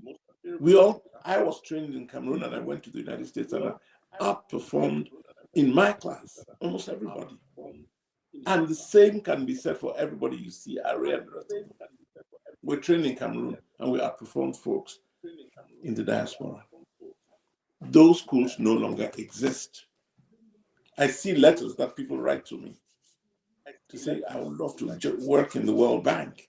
And I'm looking, oh my God, the language they can't even write in French or English, in decent French or English. Look, we've lost it. And this is what we're searching for. What we're looking for in Cameroon are simple, practical things that are achievable and can be, if we turn the corner this year, within the next 5 years, Cameroon will be on a fast-paced trajectory to growth. That's what we're looking for, Mimi. It's not rocket science. And believe me, if we miss this opportunity, every young man in the streets of Cameroon who's listening to us, if we miss this opportunity for change, that's why they all want change, but they don't quite know what change will look like. I want to tell them how change will look like. Change will look like growth. Better electricity, better water, better opportunities, better possibilities of moving on in life. That's what change looks like. And they're looking for it. So we should help define it for them. And it means people understand what they're doing and they create institutions to serve the public. They create, programs to improve on the quality of life in the country. This is what it means. Simple. Right. Thank you for those insights. So, Mr. Ndimanjo Michael, Eric is just painting a very bleak picture there of the situation. We may have very competent people in some offices, but it seems they are serving one person instead of the interest of Cameroonians. They are interested in a personality. It's like some sort of a personality call. I've seen that being mentioned several times by some, analysts, that the system of government in Cameroon is centered around one man, and that person is being pleased by everyone appointed by him, including the National Communication Council. Elections Cameroon is almost impossible for the elections governing body to do its job properly because they are serving one man, which is the head of state. We also have the Constitutional Council, who are very skeptical about the Constitutional Council because it's serving the same man, which is the President of the Republic.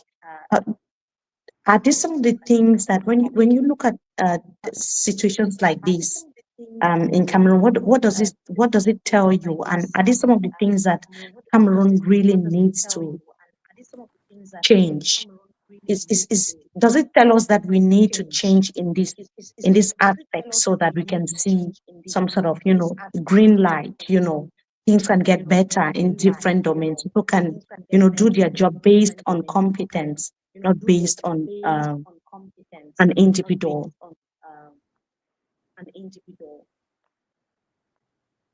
Yes, Mimi. I will not want to quote any minister. Cameroon is one of those countries. I may say even the only country where people think that when you are competent and you are given a job, it is like somebody is slicing a piece of cake and giving you and need to thank him for. This is one of the problems we have in Cameroon, that personality cult, and people do not feel competent. I mean, when something is good, the credit is given to one person, the strong man in Yaoundé.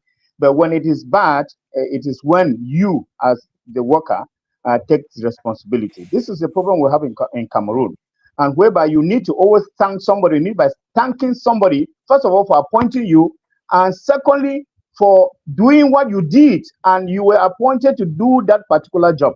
but you need to give that credit to somebody else. It is a problem that we are having here, that everybody feels incompetent in the face of one person. I do not know what is happening, but I think that the new dawn, we are getting to a new dawn, and all of those things will be in the past. I would not like even to quote some of the ministers who have openly said that they were appointed to serve the interests of the President of the Republic, and that it is only that they have to serve. It is a big problem. It is a very, very big problem, whereby nobody takes responsibility. Eric just talked about Cameroonians who are ingenious, who are intelligent, and all of that. And sometimes you ask yourself, I think that when you are appointed in a position, in a post of responsibility, it is because they have seen something in you, because you are competent in that position. And when you make yourself a stooge, to think that you have been appointed because you know somebody, it creates a very, very big problem. And that is how the youth in Cameroon have grown to be. And now that's why you hear about the issue of nepotism, favoritism, and the youth are talking about you have to know somebody first before. Yes, I think we lost Mr. Ntimancho Michael. I want to go back. Ari, I want to go back to the statement that Issa Shuma Bakari made in Bamenda. You can get it. Yes, so I don't think we can get Mr. Ntimancho Michael anymore because of his network. Maybe we can meet him. Yes, Ari, Issa Shuma Bakari said something in Bamenda. He said that when you vote, stay there because I know the rigging machinery of the CPDM party, really echoing the situation of fraud, election rigging in the country, which is something that we discussed quite earlier. Some of us were kind of concerned about what is going to be happening between now and the next 2 weeks. What should Cameroonians really be expecting? Should Cameroonians just sit and fold their arms and wait? What is going to be happening? I know it's a tricky question, you've issued a statement, but people really need practical solutions, how to move from here. So I think let me start by saying I think the regime underestimated the messaging that went out to the electorate. Vote and defend your vote. Actually, it started with prepare to vote, vote, and then defend your vote. By preparing, people had their voters' cards, they had their ID, they had their polling stations. Even in the Northwest province, where it was made so complicated, where polling stations were put 20 kilometers away from people, it's amazing that in some of those polling stations, 100% of the people voted, right? In the context of what, if you think about that, it's ridiculous that they are even trying to play those games. But people went out to vote. I think they also counted on the fact that because of the calls for boycott in the Northwest and Southwest, maybe people would not show up. But people are desperate for change. They put their lives on the line yesterday for change. So with that, people defended their vote, and people will continue to defend their vote in the next 2 weeks. So practical ways in which you must ensure that your vote is protected. The first one is that I ask people who have authentic results, who were at polling stations and who took images, who took pictures, to ensure that every time somebody posts online information that is contrary to what they saw and what they experienced, they must contradict that person. That is being an activist. We have to be activists ourselves. So, and then two, keep the evidence, because that evidence is very, very necessary for the next few steps or the next few days, as we look at compiling all of this evidence that is going to be used obviously, eventually, if we get to the Constitutional Council. So all of that evidence, and we're going to be sharing ways in which they can share that evidence, and so that we can compile it and make a strong case if and when we have to. That's one practical way. Two is, let's be the public megaphone. Everybody who has a social media, every platform handles your networks and groups, or you must advocate for the truth. And the truth begins with what you saw, what you experienced at your polling station. You live to tell the story of that day that change was brought to Cameroon. And that you can do that every day in the next 14 days. We will flood the zone of evil with good, with so much good that it would drive away evil, right? And then three, be on standby, right? You are a citizen of this country. Be on standby to ensure that you do what you have to do if the opportunity comes for you to advocate for justice, to advocate for the outcome. That is your responsibility. Let nobody be scared or frightened at 8 million Cameroonians who voted stepping out to advocate for their right, for what is rightfully theirs, is not wrong. We shouldn't get to that point, but the people must be able to express themselves. There is a law in Cameroon that allows for that freedom of expression. It's like 1990 laws on freedom of association, that people have the responsibility to do that if and when they see that the outcome of their elections is being subverted. Just as they showed up at every polling station without fear, so too they must show up again when there is need. Interesting. So, Eric, many are saying democratic transfer of power in Cameroon. That's why so many people are excited. So, if a winner is announced and that winner is not President Paul Biya, hopefully, is our prayer. What stages are we expecting to see before the new president eventually comes in? As senior journalist, you've covered, done a lot of reporting on these issues. You're muted, Eric. Sorry, I keep one of the top lawyers I know is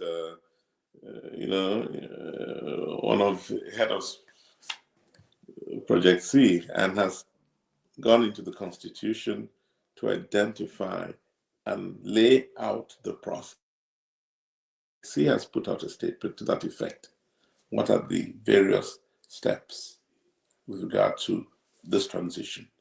So it's out there, and I'd really encourage everybody to go out and take a look, and we will again, publish it maybe in the coming days.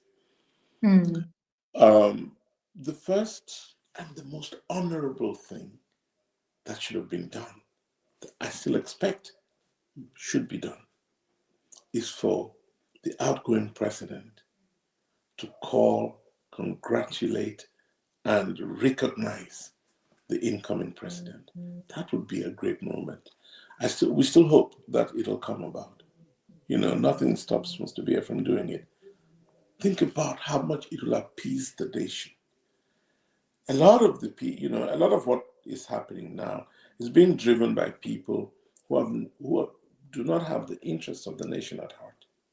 As Ari said, quoting the president, it's the interest of some and not the interest of the majority. The interest of some that's in conflict with the interest of the majority. Mr. Biya would squash that, resolve that, and make this process about the country, not about the interest of a handful of people. So that, for me, would be the perfect point of departure in this post-electoral process. Maybe the president is waiting until the Constitutional Council announces the victory. that would still be good. It's not too late, but we hope he does it. And then, of course, beyond that, I believe I've heard rumors to the effect that Mr. Chiroma is in the process of constituting his government. The next thing would be a transition that has the new members of government. You know, I mean, Mr. Chiroma is going to come in with a handful of people too. But most of the civil service of Cameroon will be in place. Most of the issues will be there to be addressed. So I think, you know, the next logical step would be for Mr. Chiroma's government members to meet with the government, the current government ministers and senior officials, because not all the senior officials will remain in place. Clearly, we've got about, I'm told, 65 members of government.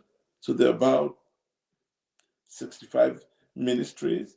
I'm sure there'll be a lot of changes at that level, even if some of them made their way back into government, but they might not make their way back into the same positions. So they'll need recycling. They'll need to be brought up to speed on what the issues are in those ministries. So that would be the logical next step.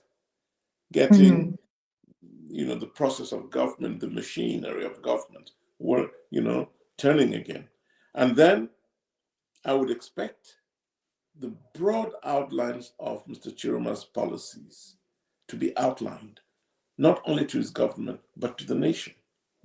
I've heard about his intention of addressing head-on the Anglophone crisis in the country. He wants to do it from day one. So clearly, he would have to, you know, get that process going from day one. He wants to, within a reasonable amount of time, organize a national conference to discuss a fundamental issue of governance. How is the country governed?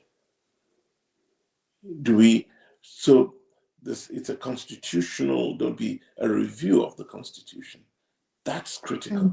So, you know, besides being congratulated by Mr. Biya, being received into the palace, announcing his government, going into a transition with the current government members, and then announcing to the nation what his policies are. That's the process I see. And then, of course, getting to work.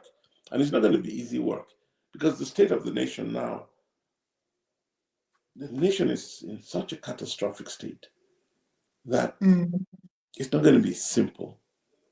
It's not going to be simple. That's why, you know, that's why I thought Mr. Biya should not run again, you know, because he's tired. Yeah. He cannot So I just deal with wanted, Cameroon as it is today. So sorry, I know you get me talking, Mimi, and you just keep yes, talking. I just wanted Bernard to now take over from me. But before, I had a question for Ari. I can't remember. I lost my train of thoughts. But Bernard, maybe you can carry on from there. So we hope you'll come back, Mimi, when you. No, I'm not leaving. I'm here. Okay. Yeah. Yeah. Thank you. Whilst Bernard is coming in, let me just follow up on what Eric said here. Just to, you know, we have been talking. The Cameroonian people have been talking, and everybody's been talking. I guess in the last 15 days, as the elections unfold, the Cameroonians got the opportunity to see President Paul Biya 4 times. In an electoral process. I mean, and we have a part of the country that still thinks that 30 million, this is deserving of 30 million people. Like, people are surprised, we are all surprised, which we shouldn't, that the election was won so easily by Issa Chiroma. There is a reason why there are campaigns for people to see and judge who is capable of them being hired to serve them, because the president is the CEO, is the chief executive officer of the country. And if you are going to hire somebody as the chief executive officer of a business, not to talk more of a country, wouldn't you expect that person to manifest their talents, their capabilities, their experience? And a 15-day period was created. And we saw the president appear 4 times. Twice of those 4 times was leaving the country during an electoral process. Twice. The other 2 times was an appearance in Marwa for a manufactured campaign event, and the other time was when he voted yesterday.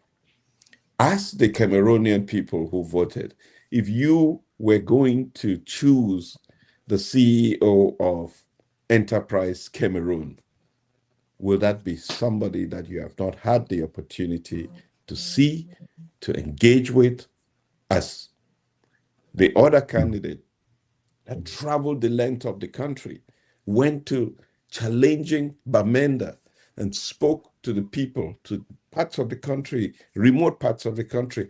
We saw people rising up in places where he couldn't set foot, he didn't set foot, manifesting for him. Obviously, we shouldn't be surprised at the results that came out yesterday if we only looked at the last 15 days. Bernard. Yes, thank you, Mimi. Thank you, Eric. Thank you, Are. I want us to switch gears a little bit and talk about the opposition. I'm sorry, I can't hear. Is it me? Or I can't Can you hear me? you though. Yeah, I can. Can you hear me now, Are? Okay. So I'm going to jump out and come back in. Okay. Yeah, I wanted us to look at the opposition parties and all the opposition candidates. We know that we know that Cameroon has issued a statement in support of, in recognition of Chiruma's victory. Caxton has done the same. What are you hearing from the opposition leaders? Are they all going to come out at some point and officially recognize Chiruma's victory, or are they going to sit back and see what happens? You know, Bernard, I really hope that, they all will do the decent thing. We're learning the ropes of democracy in Cameroon. We're not a democratic nation by any stretch of the imagination, but we are at the start of that journey of becoming democratic. And I am sure when we say that Mr. Biya should call the president-elect and congratulate him, we mean that he would play into that culture. Cameroonians will start understanding what democracy actually entails. It's not, your competitor is not your enemy, it's your brother. Recognize him at that level, and when you compete as gentlemen or as ladies and gentlemen, and then we come back into the family and we move on with a winner. That culture has to be developed. And this president, Mr. Paul Biya, who prides himself in being the man who brought democracy to Cameroon, he will be helping that endeavor by simply picking up the phone and calling Mr. Chiroma. He'll be helping it in great ways. So, that's part of the process. And it would help also if all the other candidates were to do the same. Can you imagine a Cameroon in which the losing candidates in any election pick up the phone and call the winning candidates? It's healthy, it's statesmanlike, and it helps the country come together again after every election. So maybe the candidates don't know that, because, as I say, we are in the early stages of our democratic journey. So maybe they don't know that. So let's tell them now, please call Mr. Chiroma, who is the first out of the barn. It'll be your turn next time, and you'll expect the others to call you. So please, I congratulate young Ateki for doing the right thing. He is the future. But I also congratulate our brother and friend Keremona, and I hope that the others will do the same. Mrs. Ndamjoya, Cabral Libi, our brother Joshua Osi, and so on. So yes, I hope they do so. Do you have any idea if Issa Chiroma Bakari himself is planning to talk with the other opposition candidates, just calling them to get a feel or confirm that they agree that he won? That's a very good question. I believe that Mr. Chiroma is eager to reach out, from what I know, eager to reach out to the others. But I don't think he wants to be premature about it. He's supposed to make a speech tonight. I don't know if he has or not. But I know he planned to make a speech tonight. He might have made that speech, in which I think he'll reach out graciously to those who fought this battle with him. He's going to be looking at some of them to bring them into his government. There's no question about that. There's some amazing guys who run for president. We mentioned Ateki. I'd mention Iyodi. I'd mention Jacques Bougard. There's Mrs. Ndamjoya. There's some really amazing folks who would serve the country well if they join forces with Mr. Chiroma. And I think he'll reach out to them, not only to tap their brains, but also to engage with them in the journey forward. One other question we had was, before the elections, Atanganji actually threatened Issa Chiroma about his security, saying he's going to get him up there. And on elections day, there were stories about the police posing some threats on Chiroma's life, but the population came in and saved him. I haven't verified the stories though. So what do you think about Chiroma's security at the moment? Mr. Chiroma is in a good place, in a safe place. I know that for sure. It is outrageous for a member of government to act the way Mr. Atanganji seems to carry himself. Outrageous.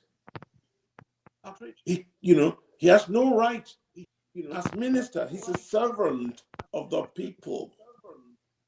Somebody ought to remind the young man about this. He's a servant of the people. He has zero right to have been recruited, paid by taxpayers to threaten them. Even worse, to threaten potential leaders of the nation. I think it's outrageous.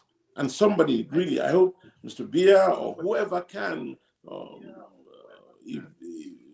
the Prime Minister, Mr. Jangute, somebody should pull him, back to order. Because that's not to be tolerated. But it gives me the chance to say that I do know that Mr. Chiroma is in a safe place. And as I said, had to make a speech tonight or tomorrow at the latest. And we'll be fine when it comes to move to that. Thank you. Let me turn to you, Ariel Benson. So at this point, what is Project C thinking about the next steps? Because the elections, the official results are going to be tallied at some point and then transferred over to the Divisional Counting Commission and then to the National Counting Commission. At that point, citizens would have no access to the results, and whatever is being discussed at that level would be entirely between the administration, ELECAM, and party and candidate representatives. And with the language that we hear from Atanganji Paul and some members of government, it's not strange to imagine that there are opposition party candidate representatives would be under threat or would feel insecure within the circles where they're reviewing these results. Do you think the results may not reflect the results we are seeing, the raw data we're seeing from the polling stations? I prefer calling it raw data because that is, when you say it's raw, it's what has not been adulterated yet. Yeah. I certainly hope. I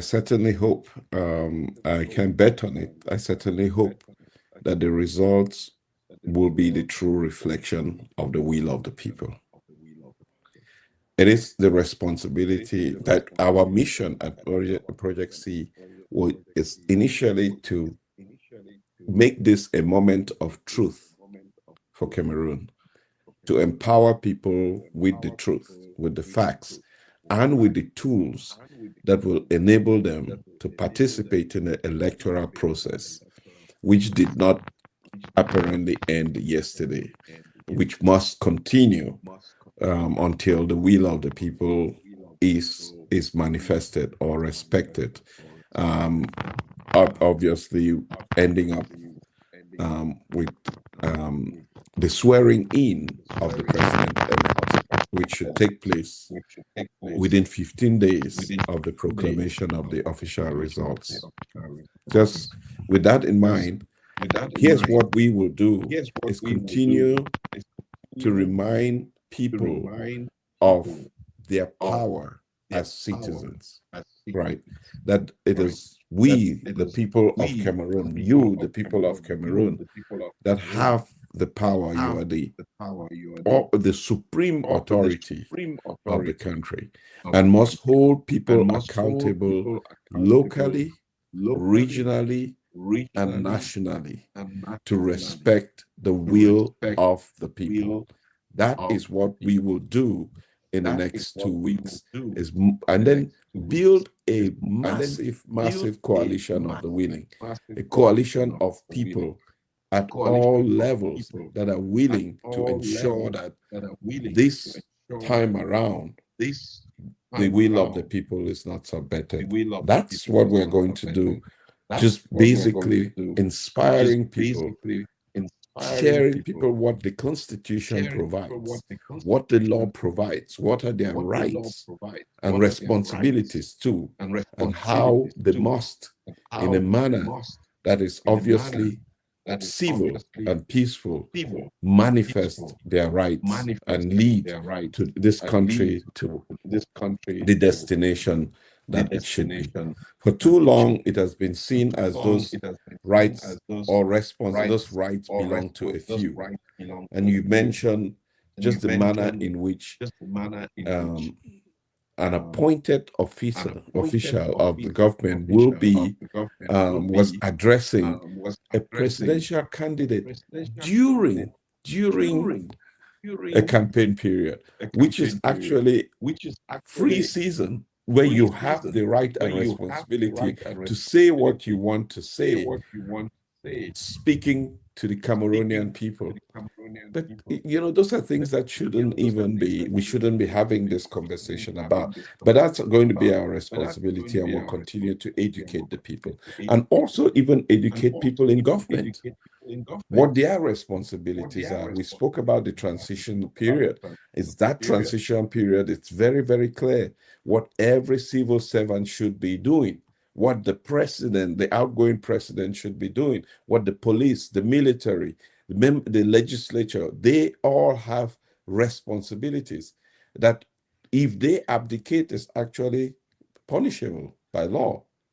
Yeah, I want to follow up on the presence of the candidates' representatives in the divisional and national counting commissions.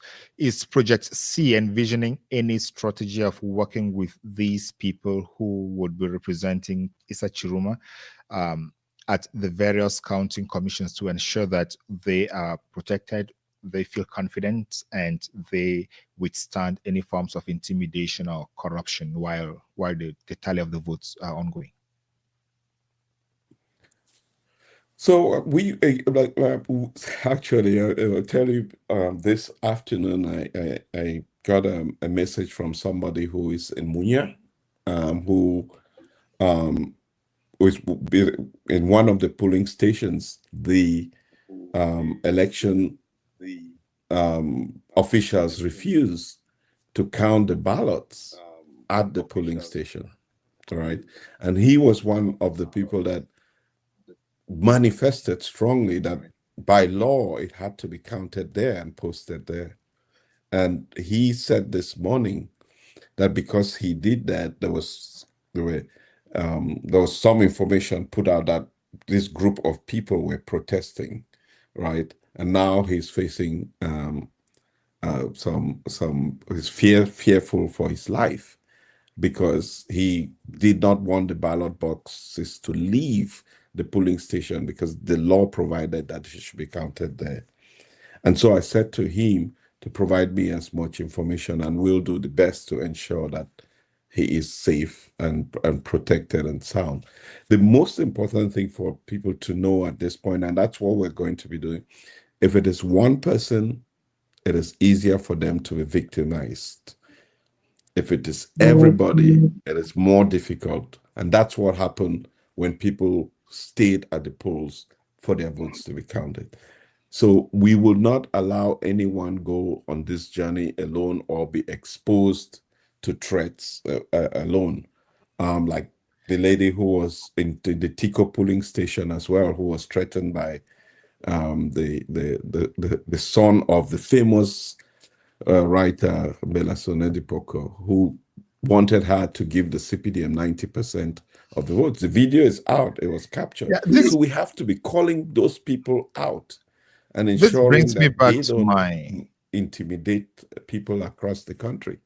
Yeah, this brings me back to my question about the opposition.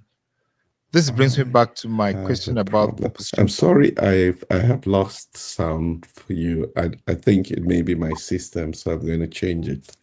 Can Eric and Hansen hear me? No. Yes, I can get you. They can all hear you, but for me. So. All right. I was just asking about the opposition collaboration within the counting commissions, because raising the opposition outside of the counting commissions makes sense because other people are there and they could film it. But when you're already within that constraint and restraint environment where you have only law enforcement officers, the SDO, the GOs, and then ELECAM officials, you are in an absolute minority. The law has intentionally put you in an absolute minority, and you wouldn't even feel confident using your phone. So how could if Issa Chiruma's representative is in there and the other political parties are not collaborating with them, how the power dynamics already moves, and it's difficult to resist. Even if they're not corrupting you, the intimidation is going to be tough. How can they play this out if they don't collaborate? Sorry. Again, we're still in the childhood phase of our development. We're children of the democratic growth process, and we will. It's not gonna be easy for us to play mature roles in strengthening the governance processes that are born of our democracy. It's a problem. So I guess we just have to come together as a people and try to figure out how exactly, these little, it's not, again, as we said earlier tonight, it's not rocket science. It can be done. All we need to do is open our minds to play by the rules, which are easy to learn, and have the interest of the nation at heart. I think that's the most obvious and yet not so simple approach to government. I'm not sure that I got the thrust of your question, but Bernard, I come back to you. Yeah, let me try with Michael, my big brother from ever. You have spoken to these opposition candidates and before the elections, and you know where they stand. You still meet with them physically almost every time. Do you foresee a possibility where they could collaborate, at least even within the vote counting commissions at a divisional level, to ensure that they are not overpowered numerically? Well, Bernard, I think that time too has passed and a lot has changed, because if I remain at the period, at the time where I met them before the elections, there were many who were really very, very reticent about collaborating. And I wrote a lot of letters about that. I published a lot about that.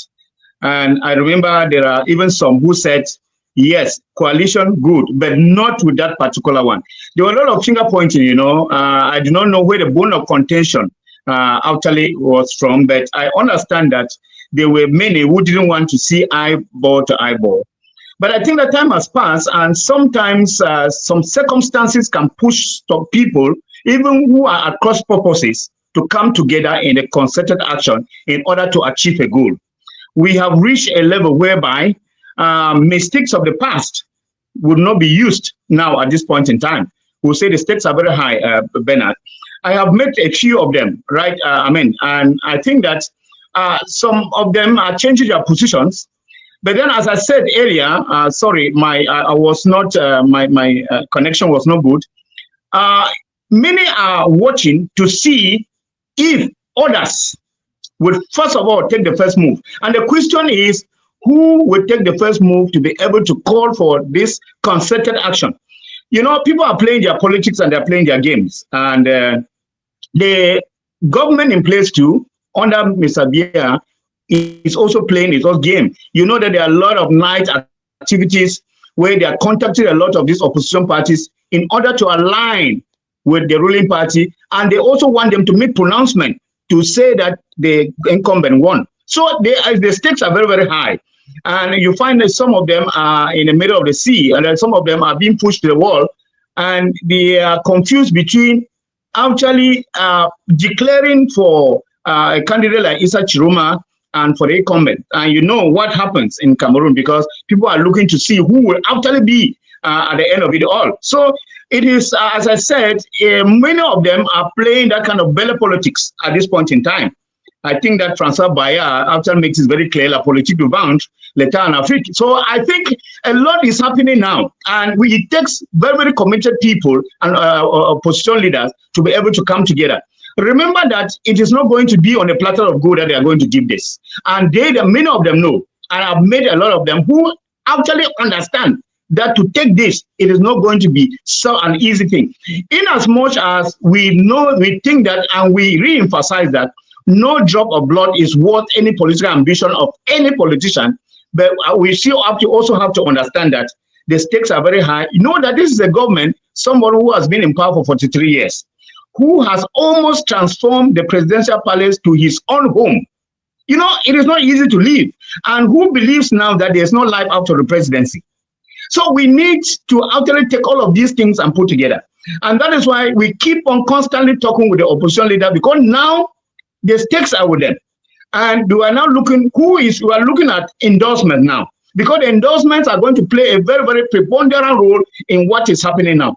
Issa Chiroma made it very clearly. It is not him who is actually going to fight Yaoundé. He has the people who voted for him.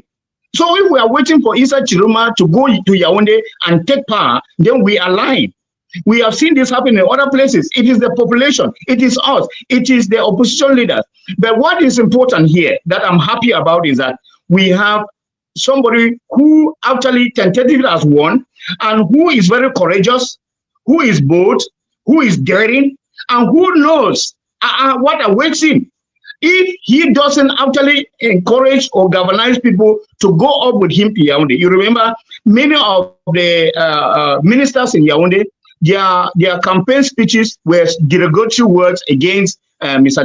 Issa Chirima, especially in his outings in Bamenda. So they even use that his outing to make for their campaign speeches. So you see that it is a government that is unified against someone that I've seen who has come almost from nowhere, and they were not expecting. So it has taken them unaware. So it is time at this point in time for those who after and genuinely wanted to take power in Cameroon to join hands with the civil society, who we are, of course, and we have been playing our part. So it is very, very important at this point in time. And if we go by the pre-electoral comportment or behaviors of the opposition leaders, then we will not have much to say about them joining forces with Issa Chirima. But we think that time has passed, and now people, and now we also believe that they have changed their positions, and that position that we really hope and wish that they change is going to be very, very important at this point in time, because the more and more people endorse the opposition leader like Issa Chirima, the more and more this will send a message to the government in Yaoundé, because at this point in time it is not really easy, and within the ranks of in Yaoundé, there are accusation and counter accusation. As I said, a lot of money was spent too for the campaigns, and the accusation now is that most of them didn't spend the money for the campaigns, and that is why they lost in most of the places. So the stakes are high, and every person is afraid not to be the scapegoat. In that. So it is very, very important that we get unified with, and the journalists do, the whistleblowers, and everybody, like we see the Project C. It is very important that everybody actually raises his or her voice in this issue. We need to engage the social media, because it is not now an issue. Issa Chirima has done his own part. It is now left for the opposition to come together. It's left for the civil society. It's left for religious leaders. And of course, I'm very, very happy to know that most of the religious leaders, of course, that I've met with recently, from yesterday to today, most of them are for the fact that they actually want a change. And another important point too is that the popular view is that Cameroonians, they actually for once in a while at least see another face in the presidency. And so these are already some of those centripetal forces that we have, that we don't have to joke with. They are very, very important for us to handle with care at this point in time. And that if we sleep with our two eyes closed, before we get up the next morning, we'll only be having the Bible, and the whites are having the land, as they have. That is right. All right. Thank you so much, Mike. Mike has raised the real issue, and that issue is lack of communication and collaboration between the opposition leaders. Can Project C engage discussions or negotiations to ensure that these opposition political leaders agree to at least collaborate at this level to ensure that they are not in the minority once they get into the counting commissions? You're muted. Let me say this to you, Bernard, and I guess we're all on a journey of discovery.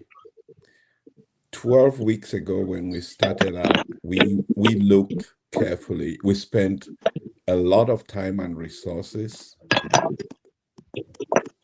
trying to bring together the opposition candidates into a coalition.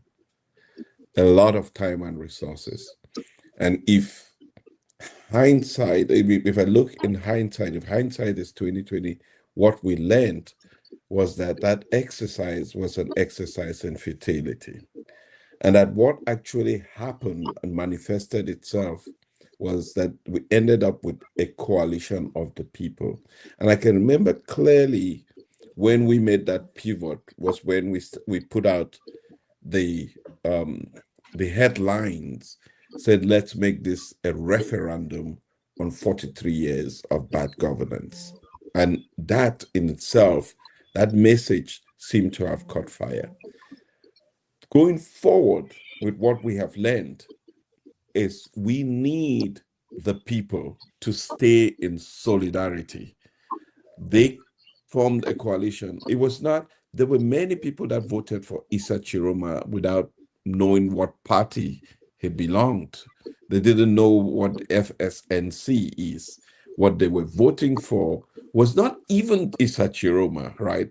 do it. Essentially, it was a referendum on President Paul Biya, right? That's exactly what happened. The people themselves came together and said, this is the moment. And that is the only thing that has changed any country, and that is the only thing that will change this country. Look at the results of the presidential election. There were 2 candidates that stood for the elections, not 12. And so overemphasizing on the 10 other candidates may just be putting the resources where it shouldn't. Anybody who is politically savvy must be able to read the tea leaves and say, my people, or the people that I represent in my political party, choose a different path. And that path is for us to walk in solidarity towards change in our country. So we instead have to create this movement, this wave of people working together for a common purpose, and that will drive the decisions that the political leaders can make. That's what I see instead. Yeah. Thank you. The importance of the people driving and determining where the political leaders go to should be the driving force here. I see Eric wanted to add something to that. Thanks, Bernard. I wanted to, I was going along the same lines as with Array on this, to say that a coalition really, and we made that mistake all along. We're putting a lot of emphasis on trying to bring people together when we should, and maybe this is another lesson we must learn in our democratic process. We should have been working to align programs. We should have been working on the proposals, the programs that people were offering, and looking to align them. And based on that alignment, find who was best placed to carry the program forward. That's the way it should be. When we try to, how do you bring 2 heads together everyone wants to be the head? It was an exercise in futility, as I already said. We tried with every one of the candidates. It just couldn't work. The 2 people who ultimately aligned with someone else, the 2 was Ateki and Akeremuna. And the 2 of them came from civil society. They're not your traditional politicians. So yes, the next time around, let us leave the politicians do what they're doing, and let's ask people about what are you offering. And based on your offerings, you want national conference on governance? He too wants a national conference on governance, but he's explaining it better to us, so we'll go with him. This is all part of the learning process for us. Thank you so much. I think we should round up. It's past midnight in Europe and in Africa, and people need to go sleep. So could you just give me your last words each, advising or encouraging the people to maintain their coalition, the coalition that would lead Cameroon to the installation of the 3rd president in the days ahead? Let me start with Ario Benson. Yeah, thank you for this opportunity, and we hope that we're going to continue doing this so that we stay in communion with the people of Cameroon as we go on this new journey that actually leads us to that 3rd republic and the swearing in of the 3rd president of Cameroon. My last message is to everybody is that, the only thing stronger than fear is hope. And hope for that we will achieve, hope that tomorrow will be better. It is that hope that took people to vote, irrespective of the cynicism that had existed, that we cannot do this, we cannot win. It is that hope that will continue to take us to the point where we actually see a transition in Cameroon. So tonight, hang on to hope, and tomorrow we'll get back at it. Thank you so much. Michael, your last word. Yes, last word is that the social media should actually get on and let us keep pressing the buttons. And for the electorate, they should keep asserting the fact that they voted and that their votes were honest and they stand with the votes, with the choices that they made, and that no one should actually distract them with their opinions, what they express during the votes, because a lot of distraction of opinions is going on now, especially in Cameroon, whereby a lot of rhetorics about what happened and how the opposition didn't get what they are claiming they got. But I think that it is very important that, especially with the online polling that Mimimefo did, a lot of people are really informed. And I really wish, my last word would be that let they remain firm. They remain firm because when if they wary or if they lay low, a lot is going to happen. We have to be awake for the next 2 weeks. And today I was on a media program and I said there is no law in Cameroon that prohibits the proclamation of election from the polling center. Of course, that is there's no law that forbids, but the law gives prerogative for the proclamation of a general election to this constitutional council. That is, when they are giving the final result. So I think that what Cameroonians have, let them hang on to, because we had true figures that are circulating, and let nobody circulate, because we have gotten other figures that are coming out now, and prefabricated results are actually now distorting the political opinion about what we had yesterday. And let Cameroonians remain firm and know that this is all distraction. Let them remain firm, and that the wish they expressed yesterday, it should be the wish that they hold today, and they will hold tomorrow, and then for the next 2 weeks, let them remain refreshed in what they expressed yesterday. That is my wish, and that is my hope, and that is my last words to Cameroonians. Thank you so much, Eric Chinje. Thanks, Bernard, and thanks everybody. I want to say that Ari and I and the rest of the Project C team will continue to beat this drum about the elections until it's all rounded up and a new president is installed and the country can pick up again. I want to, we have a new president. In days, it is Mr. Issa Chiroma. Let's wrap our minds around that. Let's recognize the fact it's good for Cameroon, it's good for democracy, it's good for Africa. And let's do the right thing and go with truth. We need to build a country on the pillars of truth. That's what the first thing I want to say. Secondly, I want to say, let's celebrate it. Let's celebrate the fact it's a good thing for Cameroon. It's a good thing for the continent. So let's wallow in our democracy. Let's strengthen it. Let our democracy prosper. Let's do it in peace. That's the most important thing. Peace is, you can't develop a country that's not in peace. Cameroon isn't right now. It's not been in peace for a while. So let this allow us to introduce peace and build a nation and make this the beginning of that new Cameroon that we all so desire. And army, the police, the forces of law and order, please, we're putting out a special appeal to them.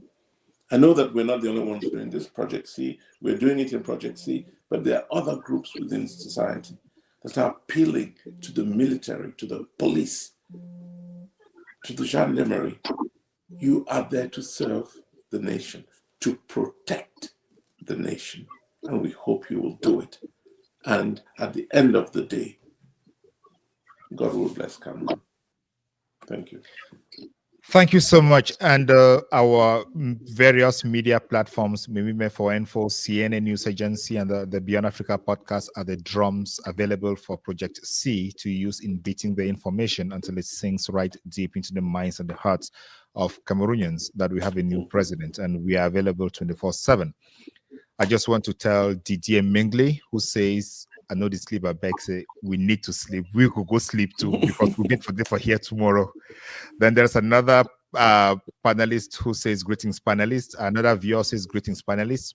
While not advocating for violence, do you guys really see a scenario where the current regime will give up the power peacefully? I think that is, we need to organize a conversation around that. That is what Eric was just talking about in a message to the military and the police. We started thinking about that. So we are definitely going to have a conversation around that, because our military and the police need to be conscious that in as much as they are in their uniform and their boots, they are citizens like the rest of us. Ladies and gentlemen, thank you so much for joining the Mimi Info platform, CNN News Agency, and the Beyond Africa podcast for this 2-hour, 30-minute conversation on critical issues. The anxiety is there, the joy is there, but keep guard, stay awake until the Lord comes, and the Lord comes on the day of the installation. So see you next time when we are back. Thank you. Thank you very much. Nice.